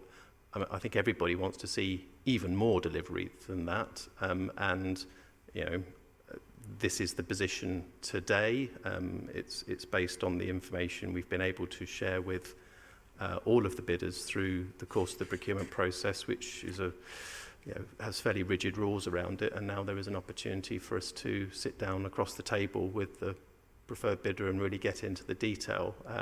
So, for example, the full council recently approved the budget for next year, and within the HRA's budget there is significantly more money for carrying out decarbonisation activities. That's simply not reflected in the bid that was received, so because that wasn't a known fact at the time. So very much looking forward to sitting down and talking through what that might look like in terms of delivery over the next 5 and more years, for that matter. I'm going to move on to Councillor Massey now. Thank you. In the report, there's mention of new jobs, apprenticeships, disabled people benefiting from employment, and I would just want to know whether local people will be employed and given training, and whether that will be part of the agreement. Very much so, Councillor. Yes, it's a really fundamental part of City Leap is that it's for the benefit of the people of Bristol. So there are targets in there, and again, set as key performance indicators for job creation in the city, apprenticeships, and engaging with the skills ecosystem, if you like, is probably the best description I can give it, because it's not my area of expertise, I have to admit. But yeah, we very much look forward to getting our head of employment and skills engaged with the preferred bidder so that they can get plugged into all of the things that we already have in place in Bristol. There's no need for City Leap to try and come up with its own approach, because all those things are there and plugged into the various colleges that offer training and so forth. It's absolutely key that our people get to deliver City Leap, very much so. On, making sure that the workforce is representative of Bristol, there are some really comprehensive commitments around equalities, diversity and inclusivity. Very much look forward to and being very transparent about that as well in terms of what's actually delivered. So again, when we get to the end of transition and it's all finalised, then all that will become apparent. Hold on a second, Councillor Pearce. Councillor Gollop, we do have a line of people now. I will come back to you as soon as we've got... It was specifically on that point. If it's very brief, then go ahead. Yes. The HR committee recently received an excellent report on apprenticeships. If you haven't already seen it, I would urge you to read it and share it. I'd be delighted to do so. Thank you. Councillor Gollop. Right, thank you, Chair. I've got a number of questions around paragraph 4, overview of Amoresco's limited tender. The first thing, those targets, I think, David, you said are cumulative over the 5 years. So if I look at them, 4.1.5 are 182 megawatts of zero carbon energy generation, I can see as measurable. I have no knowledge of whether that's a lot, a big lot, or an enormous lot. So I don't know, but I can see that's measurable. I can see that in point 6, you talk of 61 million of social value, which I don't believe seems very much out of a total spend, but I accept that's measurable. But then the figure of 140,000 tonnes of carbon saving. Now, I'm not sure that I'm asking you or asking Green councillors who are probably more knowledgeable than I am on this, but I'm presuming that's measurable. So is there an agreed basis for measuring it? And what is the penalty if Amoresco don't deliver that saving? And I'm not expecting the full detail because I realise that will be commercial, but I really want to know that there is some penalty rather than no mechanism for clawback if they don't deliver. So there are some pretty standard methodologies for calculating carbon savings, depending on technology, and what you're displacing and all these sorts of things. I mean, get into a very technical discussion. We actually had the carbon savings verified by an independent third party to make sure that the assumptions that both bidders had used were reasonable basis for their figures, and pleased to say that generally came back okay. I need to be a little careful. I mean, there are consequences for underperformance, absolutely. That the detail of that would then need to be exempt. I accept that would need to be looked at in confidence in an appropriate time. Yeah. But if I then move on, we're talking of 424 million in low carbon energy infrastructure. Mm-hmm. Now, how is that figure measured? Is that measured in March 22 pounds, or is that a sum that will in fact potentially, if inflation carries on at the current level, be only worth half as much in 5 years' time as it is now. And therefore, if they only had to invest that lower sum, the likelihood of achieving all the other targets would be significantly reduced. So what adjustment is there for inflation in terms of the commitment for them to invest? My understanding is that this is all in current prices, so they can't just be in a sort of inflationary, we don't know what's happening to the inflation at the moment. That doesn't eat into the target per se. But in order to answer your very specific questions, I'd much prefer to provide you with a written answer so that you've got absolute accuracy on that. Yeah, what I'm trying to understand is in 5 years' time, is the figure are they committing to spend a finite sum of pounds, or is it a sum of pounds at today's value adjusted for inflation? Today's value. Adjusted for inflation. Well, I think we'll come back just to be absolutely sure. We don't want to mislead anybody. I don't think we have the answer to hand. I think David's giving you a top-of-the-head answer. We'll write back to you. I mean, if it's money of the day or real money, yeah, I know you're on the wrong end of my questions, because we looked at the risk register earlier and I was critical of the fact that we weren't dealing with inflation, and that set my mind running on this because we haven't been used to dealing with potentially high levels of inflation in terms of setting contracts. And if we're setting a contract that's going to form a basis for a period of many years, we need to be certain that we are not disadvantaged by underinvestment as a result of inflation that's totally beyond our control. I think we will definitely come back to you on the specific questions so we can let you know. I mean, the obvious answer, part of the answer is the delivery of carbon savings relies on capital investment. So there is an inbuilt incentive to the partner, but we'll need to come back on which I suppose, Chair, is coming back to what I was really wanting to have some input in due course on the mechanisms, because I wanted to know which one was going to override. Because if the tons of carbon saving is the key target, they will have to invest the money they need to deliver that. But if the money to invest was the key target, then the carbon saving might suffer. So I think that would be something which, subject to a conversation with you, Chair, about how Osm would like to get further briefings on the details, we can explore with you at more length between now and the next Cabinet report. That's part of the detail we're happy to go through. But the carbon saving is the key target. That's why we've done City Leap, is carbon savings. Okay, on that note, Councillor Ornchin, did you have your hand up earlier? I just wanted to ask that there's only a small percentage of housing in Bristol that's actually council owned, and many of those council estates, especially as in my ward, are now privately owned, whether they're rented privately or they're owned by the people that buy them. Does this City Leap affect those people as well? Because to get decarbonisation, we're going to get a lot more than just the council houses. So we're just trying to work out. So it's clearly about primarily our council-owned estate, because that's where we have the right as a landowner to enable access. Your specific point about where someone has under right to buy, for example, acquired a unit which may be within a social housing block, unless David's going to come to my rescue, I don't quite know what the answer is, but I'm sure we'll come up with one.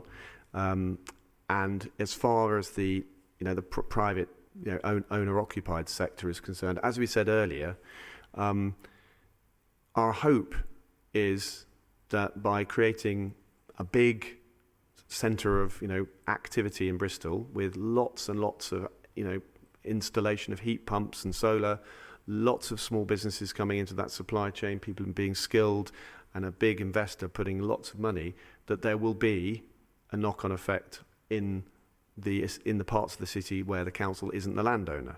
Now, that's not contractual, that's not part of what we're measuring, because we don't own it, we can't control it, but we hope that that's an indirect benefit. So it's not the primary source of the numbers in the report, that's our estate. So I guess part of what we're looking for is, I think as somebody mentioned earlier, is reaching a critical mass. As we said before, pace and scale and sort of ease of access, as it were, simplicity. You're talking to one city as an international business. It's easier if when you talk to them, there's one front door into the opportunities that they control, all of that, yeah. Okay, thank you. I use my chair's privilege then to jump in ahead of the queue. So Councillor Wilcox and then Councillor Kent. Thank you, Chair. I'd like to talk about have a discussion about the current heat network assets and how they're going to be transferred to the to Vattenfall, please. So I understand that the heat networks for Old Market and for Bedminster Green were partially set up with government grants. So how will that transfer actually work, please?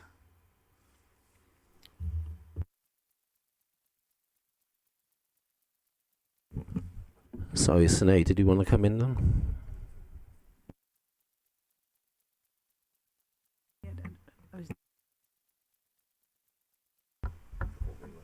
Yeah, I mean, we will go into this in substantive detail, obviously, when the Cabinet report that Stephen referred to earlier comes. That is what that will be around.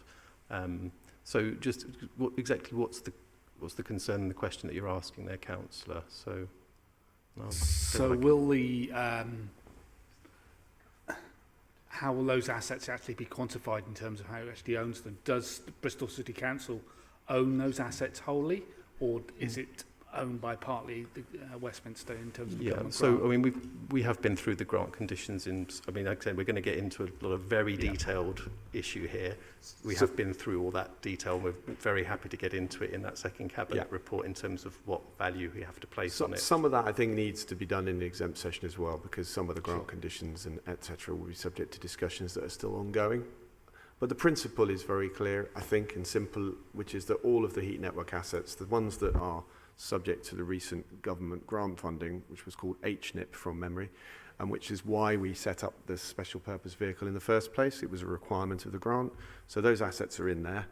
There are other assets that predate that, which we are proposing that would transfer into it. It's for simplicity. You've got one company the council owns, and then it's that company that would be transferred for the consideration. So that's the mechanism. I think high levels of that is set out in the paper. The details on that probably need to be done closer to that cabinet paper, which we hope is coming in June. Some of it may need to be exempt because of the nature of some of those contractual issues. Thank you. Councillor Kent. Thanks. I had a few questions, but they're in two parts. Shall I go for part one, then give way, then come back for part two? That'd be very helpful, Tim. Thank you. Right. Okay. So part one. I wanted to sort of look at the carbon savings targets, because obviously we're committed to 2030 carbon zero city. So the project in the first 5 years will deliver 140,000 tonnes of carbon savings, as it were. Not producing that carbon. That's a total figure. Can you give us an idea of what that is as a proportion of how much carbon the city emits during that period? So my understanding, because that's something that our sustainable city team could give you very accurate figures on, but my understanding is the city emits about 1.5 million tonnes of carbon a year at the moment. That is on a downward trajectory, obviously, with the what decarbonisation activities going on in the city, and obviously the decarbonisation of the grid, electricity grid in particular. Correct. So that would be roughly a 2% reduction during that period. And obviously the idea is it grows. We can come back to you and say what I think your question is, what will the contribution of City Leap be to the total carbon emissions of the council, of the city? So the number in there is a 5-year number, we think. We're going to check, but it is. We can come back and give you a sense of where by year 5 and beyond, where the annual figure will be. That would be a more accurate number, because clearly in the first few years, while the project is getting going, its actual contribution is relatively slow. So we can come back and give you what we think it could be by years 5 and beyond as an annual percentage. I'll come back. Okay. Thanks.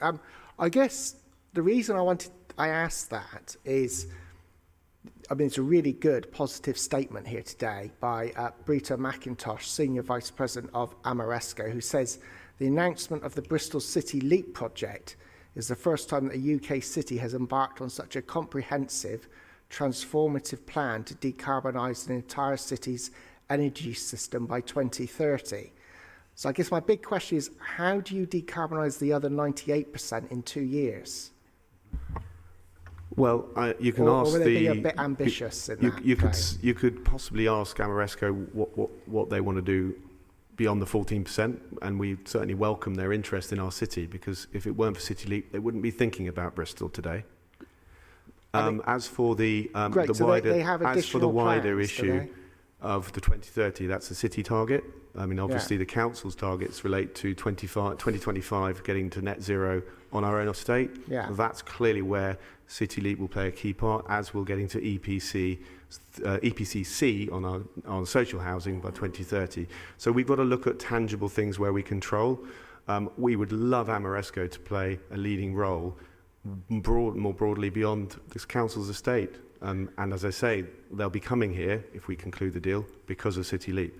Right, so I guess I was trying to work out just how expansive City Leap is, and maybe the wording there was a little flowery and perhaps overclaimed on the ambitions of City Leap. Looking at the future, it's a 20-year partnership. And did you sort of say the idea is at the end of the 20 years, the City Leap project goal is to have removed around 14, which is a significant figure, around 14% of our carbon emissions. Did I hear that right, or did I mishear? That I referred to 14% of the city's housing being council-owned housing, Councillor Hornsham's number. Sorry. Right, okay. Okay. Have we worked out at the end of the 20-year partnership, so the idea of when all the measures have kicked in, which I know is well beyond the 2030 target, but perhaps more in line with the government figures, how much we think City Leap will contribute to decarbonising Bristol? So they've only been asked to bid a 5-year business plan. We haven't got numbers beyond 5 years in detail. It's a 20-year concession, which provides us obviously with a start. The rationale there, Councillor, is, who knows what's going to be available as a technology in 10 years' time, the pace at which we move towards a smart energy system, at the rate that storage will be deployed within the city, EV charging. So how are we going to balance EV charging points below substation level when there's concerns about everyone turning up, plugging in at 6 o'clock and taking down the whole network? All those sorts of things. So trying to come up with a 20-year view today, the one thing you can guarantee is it's wrong. So trying to set a target now is it would be very difficult. That wasn't what we were trying to do. Trying to look, what can we get on and do now and quickly, and as quickly as we can. So, as I've referred to before, City Leap isn't the answer to Bristol's decarbonisation. It could never be, because we don't own everything in the city. So we can't make everybody use City Leap. It follows. But it is there to try and drive, this is possible. We can move at pace and, create the skills base in the city and the labour pool that's going to be needed in order to deliver all of those heat pumps that are going to be required. That's fine. That's probably my first part, so I'll hold back for the second part, if that's all right. Okay, I think the only comment I was going to make that in 10 years' time, won't we all be running on fusion? Isn't that always 10 years away? Councillor Fodor. Thank you. Well, actually, I think it's always 50 years away and needing another 50 billion or something. But I'm, on a more realistic note, I'm delighted the council will retain its ownership of wind turbine and solar assets, solar farms and building installed solar. I had concerns earlier on in scrutiny meetings about our assets being used as sort of sweeteners or whatever. So I'm glad it's quite clear those are ours and they're going to continue to benefit the council and supply the council, at least in part. In terms of the new development of the heat network, I had some concerns because heat is currently an unregulated utility, and so there are risks involved, risks for both the people it supplies and for those who are doing the supply. So we're creating a vehicle providing those assets, as was described earlier, to a partner, to Vattenfall UK. And there are uncertainties about the regulation of that.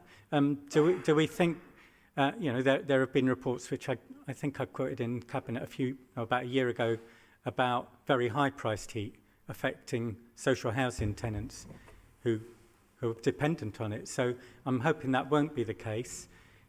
How is this being handled without going into commercial details? Again, there are some things we'll get to in the subsequent meetings, but I mean the overarching principle here was to protect residents and consumers from positions where there would be effectively a natural monopoly in advance of a well-developed regulatory regime. So again, without getting into specifics, your point is well made and entirely reflected in what we have put into the documentation by way of safeguards, and we'll be happy to go into that on a future date. Okay, thank you. Well, I'm sure that can come out. Sorry, did you want to add something? Just to add to what Stephen's just said, I mean, the bid has put in a lot of really strong things around consumer protection. Again, we can't say that here today because it's one of the reasons why they won the bid, and so it's commercially confidential to them, but I'd be very keen to share that with you to give you confidence around that in an exempt session. Yeah, much appreciated. And just on a slightly related note, there were also concerns I raised before and reassurances about making sure there is social benefits, environmental and community benefits to Bristol. I mean, skills and training apprenticeships were mentioned earlier, but there are many other ways, much more localised economic and community benefits could be gained, but they might not be given that we've got this partnership with a multinational. My earlier point was about grassroots projects. They can't bid for a £1 billion 20-year programme. They can only do probably one project at a time. So getting the most social value out of it, because there's a very large partner, I hope that's built in, and I see some of it's referred to in the documents. Yeah, I mean,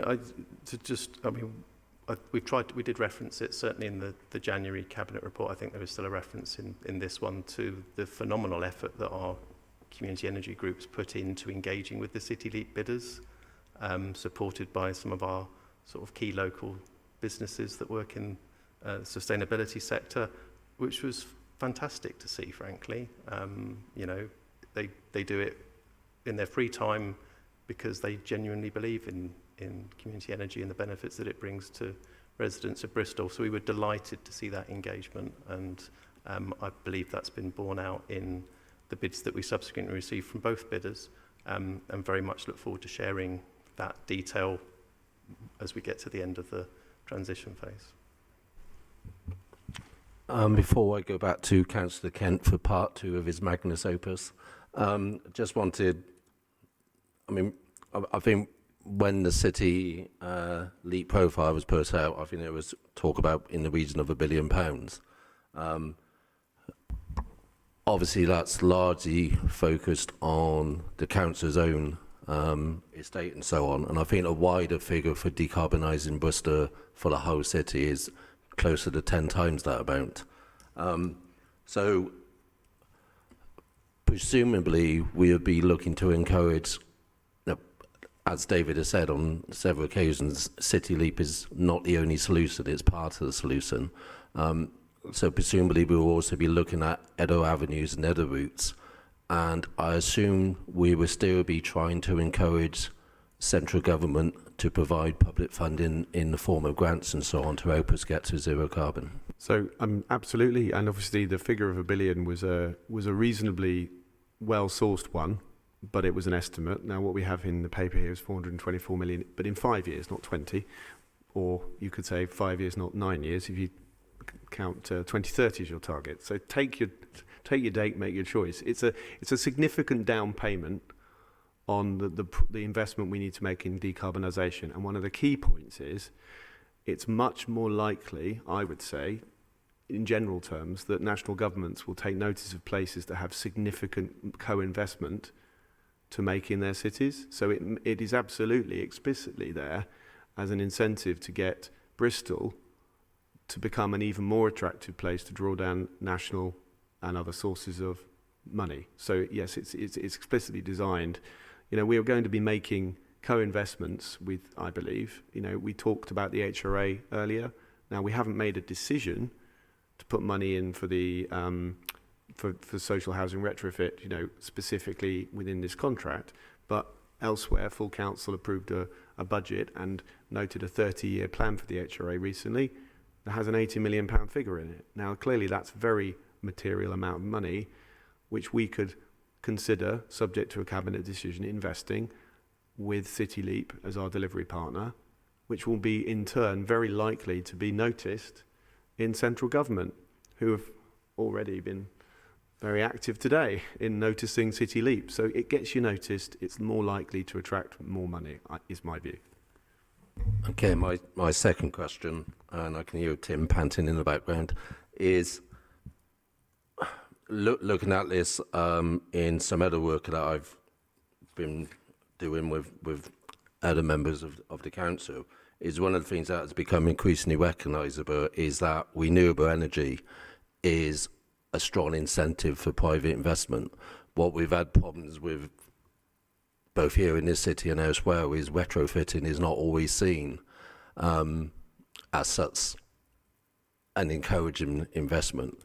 So I guess one of the things of this is by combining the two, we're actually increasing our potential for getting our council homes retrofitted and providing cheaper energy bills for our council tenants. Yeah, I mean, one of the what needs to happen is that measures that are installed in our tenants' homes benefit the tenant, and in the project acceptance criteria that have set out that were referenced earlier, that's one of the tests that the tenant benefits. So it can't just put a solar panels on their roof and then it can't benefit them directly. It addresses the age-old problem, as you've alluded to, around you've got to insulate a property before it's worth doing certain other measures. And if somebody's trying to flog you a heat pump and they're not checking your insulation, they don't do it actually, but they certainly shouldn't. But often those two parts of the supply chain are quite fragmented. As you say, at this scale, you've got a total solution with different interventions and different technologies under one aligned business plan. So it ought to bring things forward, as you say, it ought to make it easier to get things done. Okay, thank you. And my final appeal is there is, and I think it was alluded to before by other members, is that there is an opportunity here to create training opportunities and job opportunities. And obviously, as a councillor for South Bristol, I am very keen to make sure as many of those job opportunities available in that part of the city, because we often seem to lose out on job opportunities. So we use the social value portal calculator, if you're familiar with it, and within that we adapted things slightly and put a double weight on commitments in the private wards within the city, and there are specific targets. Thank you. It's very good to hear. Councillor Kent, part 2. Okay. I mean, this could be very transformative, especially if they can roll this out beyond our estate to private households as well. As we know, one of the problems with Bristol properties is easier solutions such as the internal wall insulation is often not an option, and you've got to go through the more expensive external cladding. So hopefully, this could be very exciting. I wanted to talk about one thing which I think is probably positive, which is the payments that are potentially going to be made to the City Council through the joint venture partnership. So Amoresco are going to pay £2.3 million over the first 5 years of the partnership. That's in total over 5 years, is that per year? Because there are several different figures here. I was just wondering if you could talk us through sort of what we will roughly get over 5 years, and is that to meet the cost of the partnership, or is that, I guess, a contribution towards income that they're going to generate through the heat networks, etc.? So the council is making zero contribution to the running costs of the joint venture company. The 2.3 million payment that you're referring to is what is referred to in the tender documentation as the concession payment, and it's guaranteed income to the council, irrespective of delivery. In addition to that, we will benefit from projects being carried out on our estate that will reduce energy bills, and that's dependent on delivery, so that's not guaranteed. So that's the harder figure to estimate because that's entirely dependent on the pace of delivery. So the bit that we've highlighted there and that you've picked up is the guaranteed element. So that's nothing to do with JVCO, the joint venture company. It's entirely to do with Amoresco paying the council for the opportunity, essentially. Thanks. I mean, that's the positive element. Obviously, when we do anything like this, there's a cost, and I think we're always shocked at just how expensive everything is. So if we go then to how much it's cost for us to procure City Leap, and of course there is some then additional cost to deliver it by the end of the year. I mean, I looked through these and, you know, they're always eye-watering numbers to us lowly people. The one which sort of jumped out at me, and it's an old cost, it's not a new cost, I was just wondering what it was, is the Energy Innovation Services at 1.187 million in 2019-20, because that was a unique cost in that year. I think we dealt with that in the previous SOSM session. That's a historic number, so we don't have anything more to say on that today. Okay, well, I can't recall that, so what is it? I don't have the information today, but I'm sure that if you go back to the previous SOSM papers, we'll provide you with that answer afterwards, if you'd like. Okay, I mean, do we have that? Can anyone recall what that is? I mean, it's £1.2 million and nobody knows what it is. It's about 15% of the budget, that was all. My memory's not accurate, but I can look back through the papers as soon as we finish.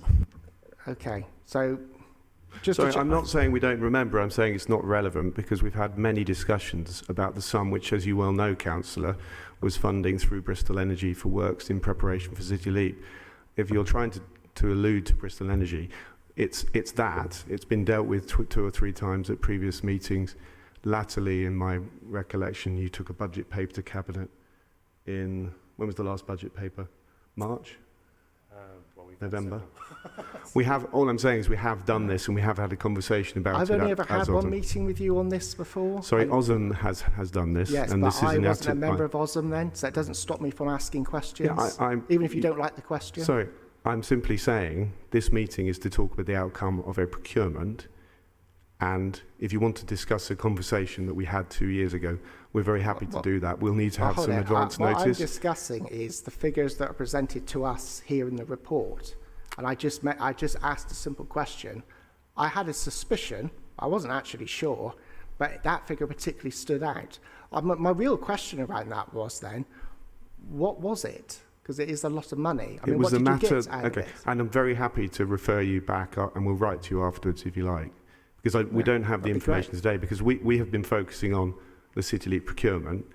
This is merely just a restatement of a budget that's been in there, with the only additions and changes being the information you've now seen to close out that period, which effectively, I think we're £100,000 within the budget, and then we're, as you say, looking for a fresh approval to get into the mobilisation and transition phase. All I'm saying is we're not in the possession of that information here today, because it's a historic matter, but we're very happy to well, write to you. I think the budget was reported about 18 months ago that it would be no more than 6.5 million. I accept that you're under budget now based on increases in the budget, but what was being reported a while back was that this would cost us in total less. I mean, often these things do increase. I thought it was a perfectly reasonable question. Okay. I see you don't. Anyway, I think I'm done. Thank you. Thank you. Councillor Fodor. Yeah, thank you. Just one further question.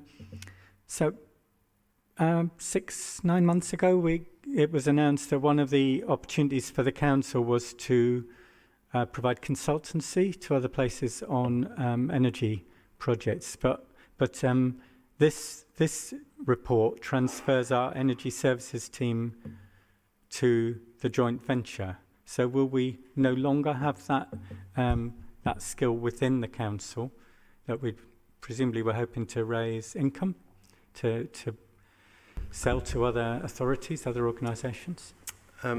So, I mean, we do work with other local authorities today as the energy service, and in order to be able, and that expertise will transfer into the City Leap, and the way that we will be able to continue providing that service is through a single supplier framework that was let as part of this procurement, and City Leap is the single supplier on that framework for other local authorities to call upon if they would wish to. It's around consultancy services, though, not delivery of projects. So, okay, thank you. So the joint venture will offer the consultancy, and presumably the council, as part shareholder, would benefit from that then? So we'd continue to have some direct benefit to the budget? So I think, again, I don't know how much I can say here. So.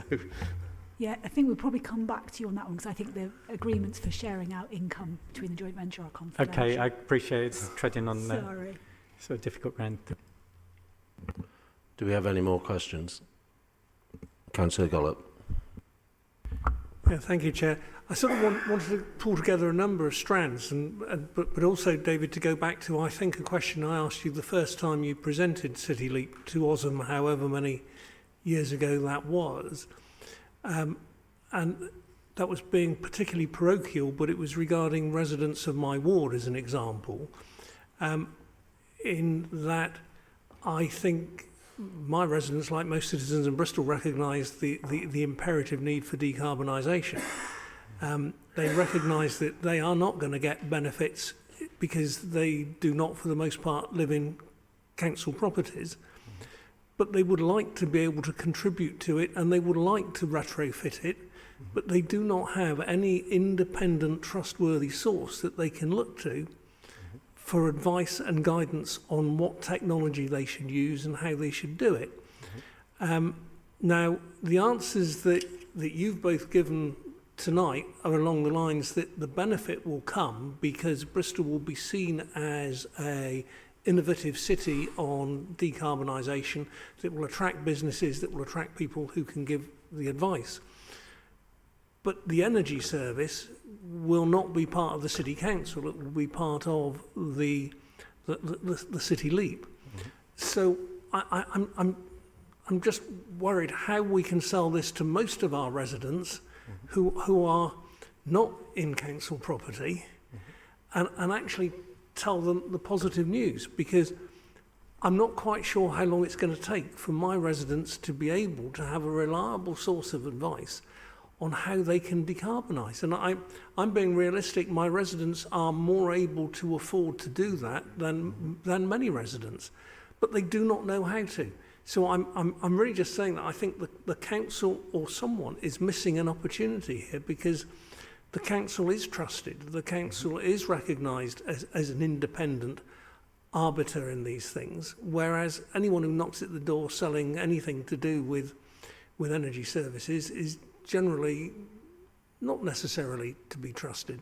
So are we in danger of losing that independent energy service that the council has at the moment and not being able to provide my residents, but residents in many other wards with the advice they need? I entirely understand the concerns, Councillor, because good advice is hard to come by. And when it's your home, it's very important that it's done well. I mean, we've not generally done advice to private householders. We've certainly put schemes together with government grant funding, which has provided measures into non-council properties. But there are advice organisations in the city, and really excellent ones actually, such as the Centre for Sustainable Energy, where you can get advice from, irrespective of the tenure of your home. And I'd certainly encourage anybody who's not sure about what sort of measures they should look to do to speak to those sorts of independent organisations. I mean, I think, and I suspect the Green Councillors might know better than I do. Future Proof is the Centre for Sustainable Energies initiative. And the Green Homes grant for the heat pumps is available to anybody, but doing a heat pump in your home is quite a big thing, not something you just jump into unless you've got your insulation right. I think the biggest benefit, though, comes from the creation of that skilled labour pool, because if you try to get a heat pump engineer out at the moment, you will find that quite hard. There are very few of them around to do it at the sort of scale that needs to be done.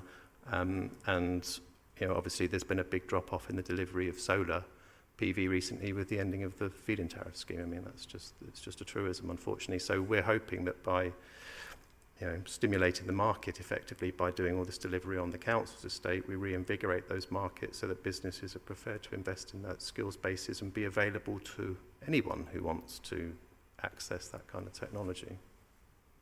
I think, Chair, there's a danger that I and others may be sounding a bit negative about this when actually it's a very positive story. So I don't want it to sound as though I'm detracting from it, but in the context of what you're saying and residents of our wards and the fact that we're aiming for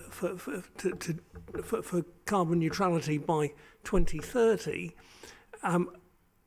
actually, if we're talking of being years down the line before that expertise is built up and available, and those are for people who've got to self-fund, I don't actually see how that is doable, and we actually need to be starting now, not leaving it for 2 or 3 or 4 years, because that will simply not leave the ability to supply what's needed by the deadline. So I think we would all agree that, you know, there is a vast gulf between what we know we need to achieve, particularly to hit our own climate emergency date of 2030, and what's available through government funding and other sources. This was never going to do everything, City Leap. It's necessary but not sufficient to help close the gap. It is, and if I could just say, it is a world first, but that doesn't mean it's going to deliver everything to everybody, and there is still risk. Last time I came to WASM in June, I believe it was Councillor Denya, her one chair, and she said, what are the key risks? And I said there were 2 things. One is we may not get a bid. 3 things. One, we may not get a bid. Well, we got 2. We may not want to choose the preferred bidder. Well, we've actually got there. And the third is City Leap may not deliver. We can't just presume that because we've got to this stage it's going to deliver. But if it does deliver what's in the table 4 in here, I suspect that will just be the start. So we just need to get our heads down, frankly, as officers, and start work, and then see what we can deliver with City Leap. This is the first day, really. Councillor Wilcox. Thank you, Chair. So I've got a question about next steps. Going on to looking at the table of expenditure to date, we've spent 7.26 million on the procurement phase, and we've still not signed something. And you're looking to extrapolate the process out to December and fund it to that level for another £1.8 million, taking up to 9 million. Will we be? What is the risk that the deal won't be signed by then, and we can actually start? Well, we put in a figure, I think, of several 100,000 contingency in there to allow for, you know, more time being taken. We've set ourselves a target of reaching the point where we can sign off all of those final agreements, finalise all of the details that our colleagues behind us are going to get into, and of course transferring in the midst of that the heat network assets. There's clearly always a chance that things come up. We've done a lot of work. The amount of information that we shared with the bidders in the data room was just vast, but it's never quite the same as coming out the other side and doing it for real. So we just have to be realistic. We think we've put enough time in that, and therefore by extension enough money, and barring, you know, unexpected things, we do expect to be coming back here in June and then in September, October, at which point we could then complete all of the various elements, and we will be into a sort of more of a steady state operation, which, as you can see from the paper, is, we believe, fundable from the existing base budget. So confident, optimistic, not complacent. Thank you, Chair. Councillor Pearce. Almost redundant now, actually. It's a bit like planting a tree, this stuff, I think. The best time to have done it was about 20 years ago, and the second best time to do it is now. Never a truer word spoken. I think that probably applies to a lot of things, though, if we're honest. Does anybody else have it? Hindsight is a perfect superpower. Councillor Kent. Briefly, Chair, it's just to sort of ask what are we supposed to do now? Obviously, we've thrown our questions at the officers, which they always greatly enjoy. But at the same time, Cabinet are meeting next week to consider quite a substantial decision. Are you going to go along as chair and make a statement on behalf of us? And if so, will you circulate something over the next few days that we can comment on? Well, actually, Tim, I was planning just to write it myself and just not let you have anywhere near it. I think Lucy can answer that more diplomatically than me. Yes, members, thanks. I've been taking a note of all your comments, so I think we can quite quickly prepare this into a statement for you. So I'm going to nail my colours to the mast and try and get it out by tomorrow lunchtime. Yes, but we shall see. Don't hold me to that. So. Councillor Gollop and then Councillor Fodor. Yeah, I don't know whether other members agree with me, but the point I made just now is there's a danger that if you take our comments, it may appear negative. And my comments, and I suspect all others, were actually meant as a constructive part of actually saying that this is a really positive step. There are areas of concern where we'd like to know more, but not in a negative tone. If I'm making that will be my view, and I just think if that helps Lucy in knowing how to word it, if others agree with me. Yes, thanks, Councillor. So the way it will be written is the kinds of questions and probes that you ask. So it won't be written in a negative way. So it will just indicate the kinds of lines of questions that you had. Well, I would also say if we write it too positively, we'll probably scare Cabinet as well. Councillor Fodor. Yes, so I was going to reflect. I think it was actually 4 years ago, not 3, that I said earlier, that this started and the brochure came out of the Energy Services team, or the team as it was then. And so this is, well done for sticking with it for so long, some of you. And it is quite an exciting time. I had concerns. I had lots of it. I was really interested. I've tried to be engaged all along. With lots of questions, but one was the idea we're putting all our, everything in one basket, and, as you made clear, there will still be lots of other opportunities around this and arising from it, and for other partners and other players, because we've got to scale up, and we've declared a climate emergency, so actually we've got to get on with it.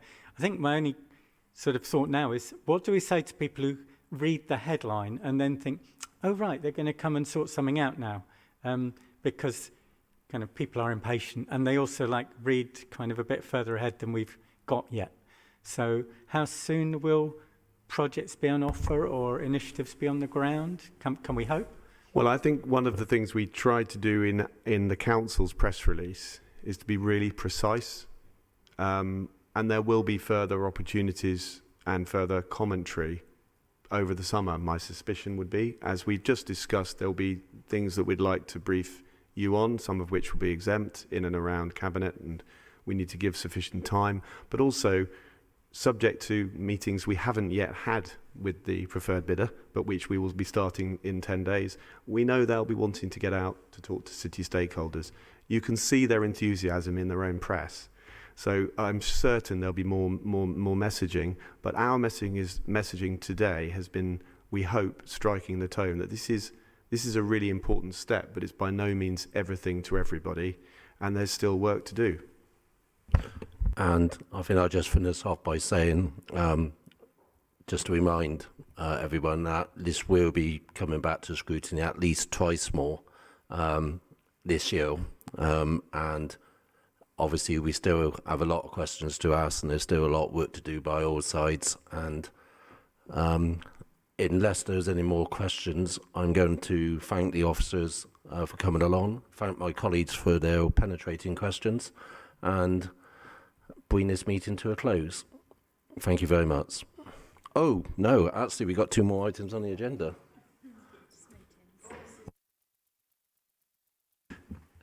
I lied already. Yeah, it's only items to note, so you're free to go. Yeah, my apologies. I could feel my supper calling me. So item number 15 for noting is the Mayor's forward plan. Lucy, is anything? Okay. And item number 16 is minutes from the WECA Overview and Scrutiny Committee standing item for information only. Can we take that as noted? Thank you very much. I'll bail you out every time. Yeah. Thank you, ladies and gentlemen.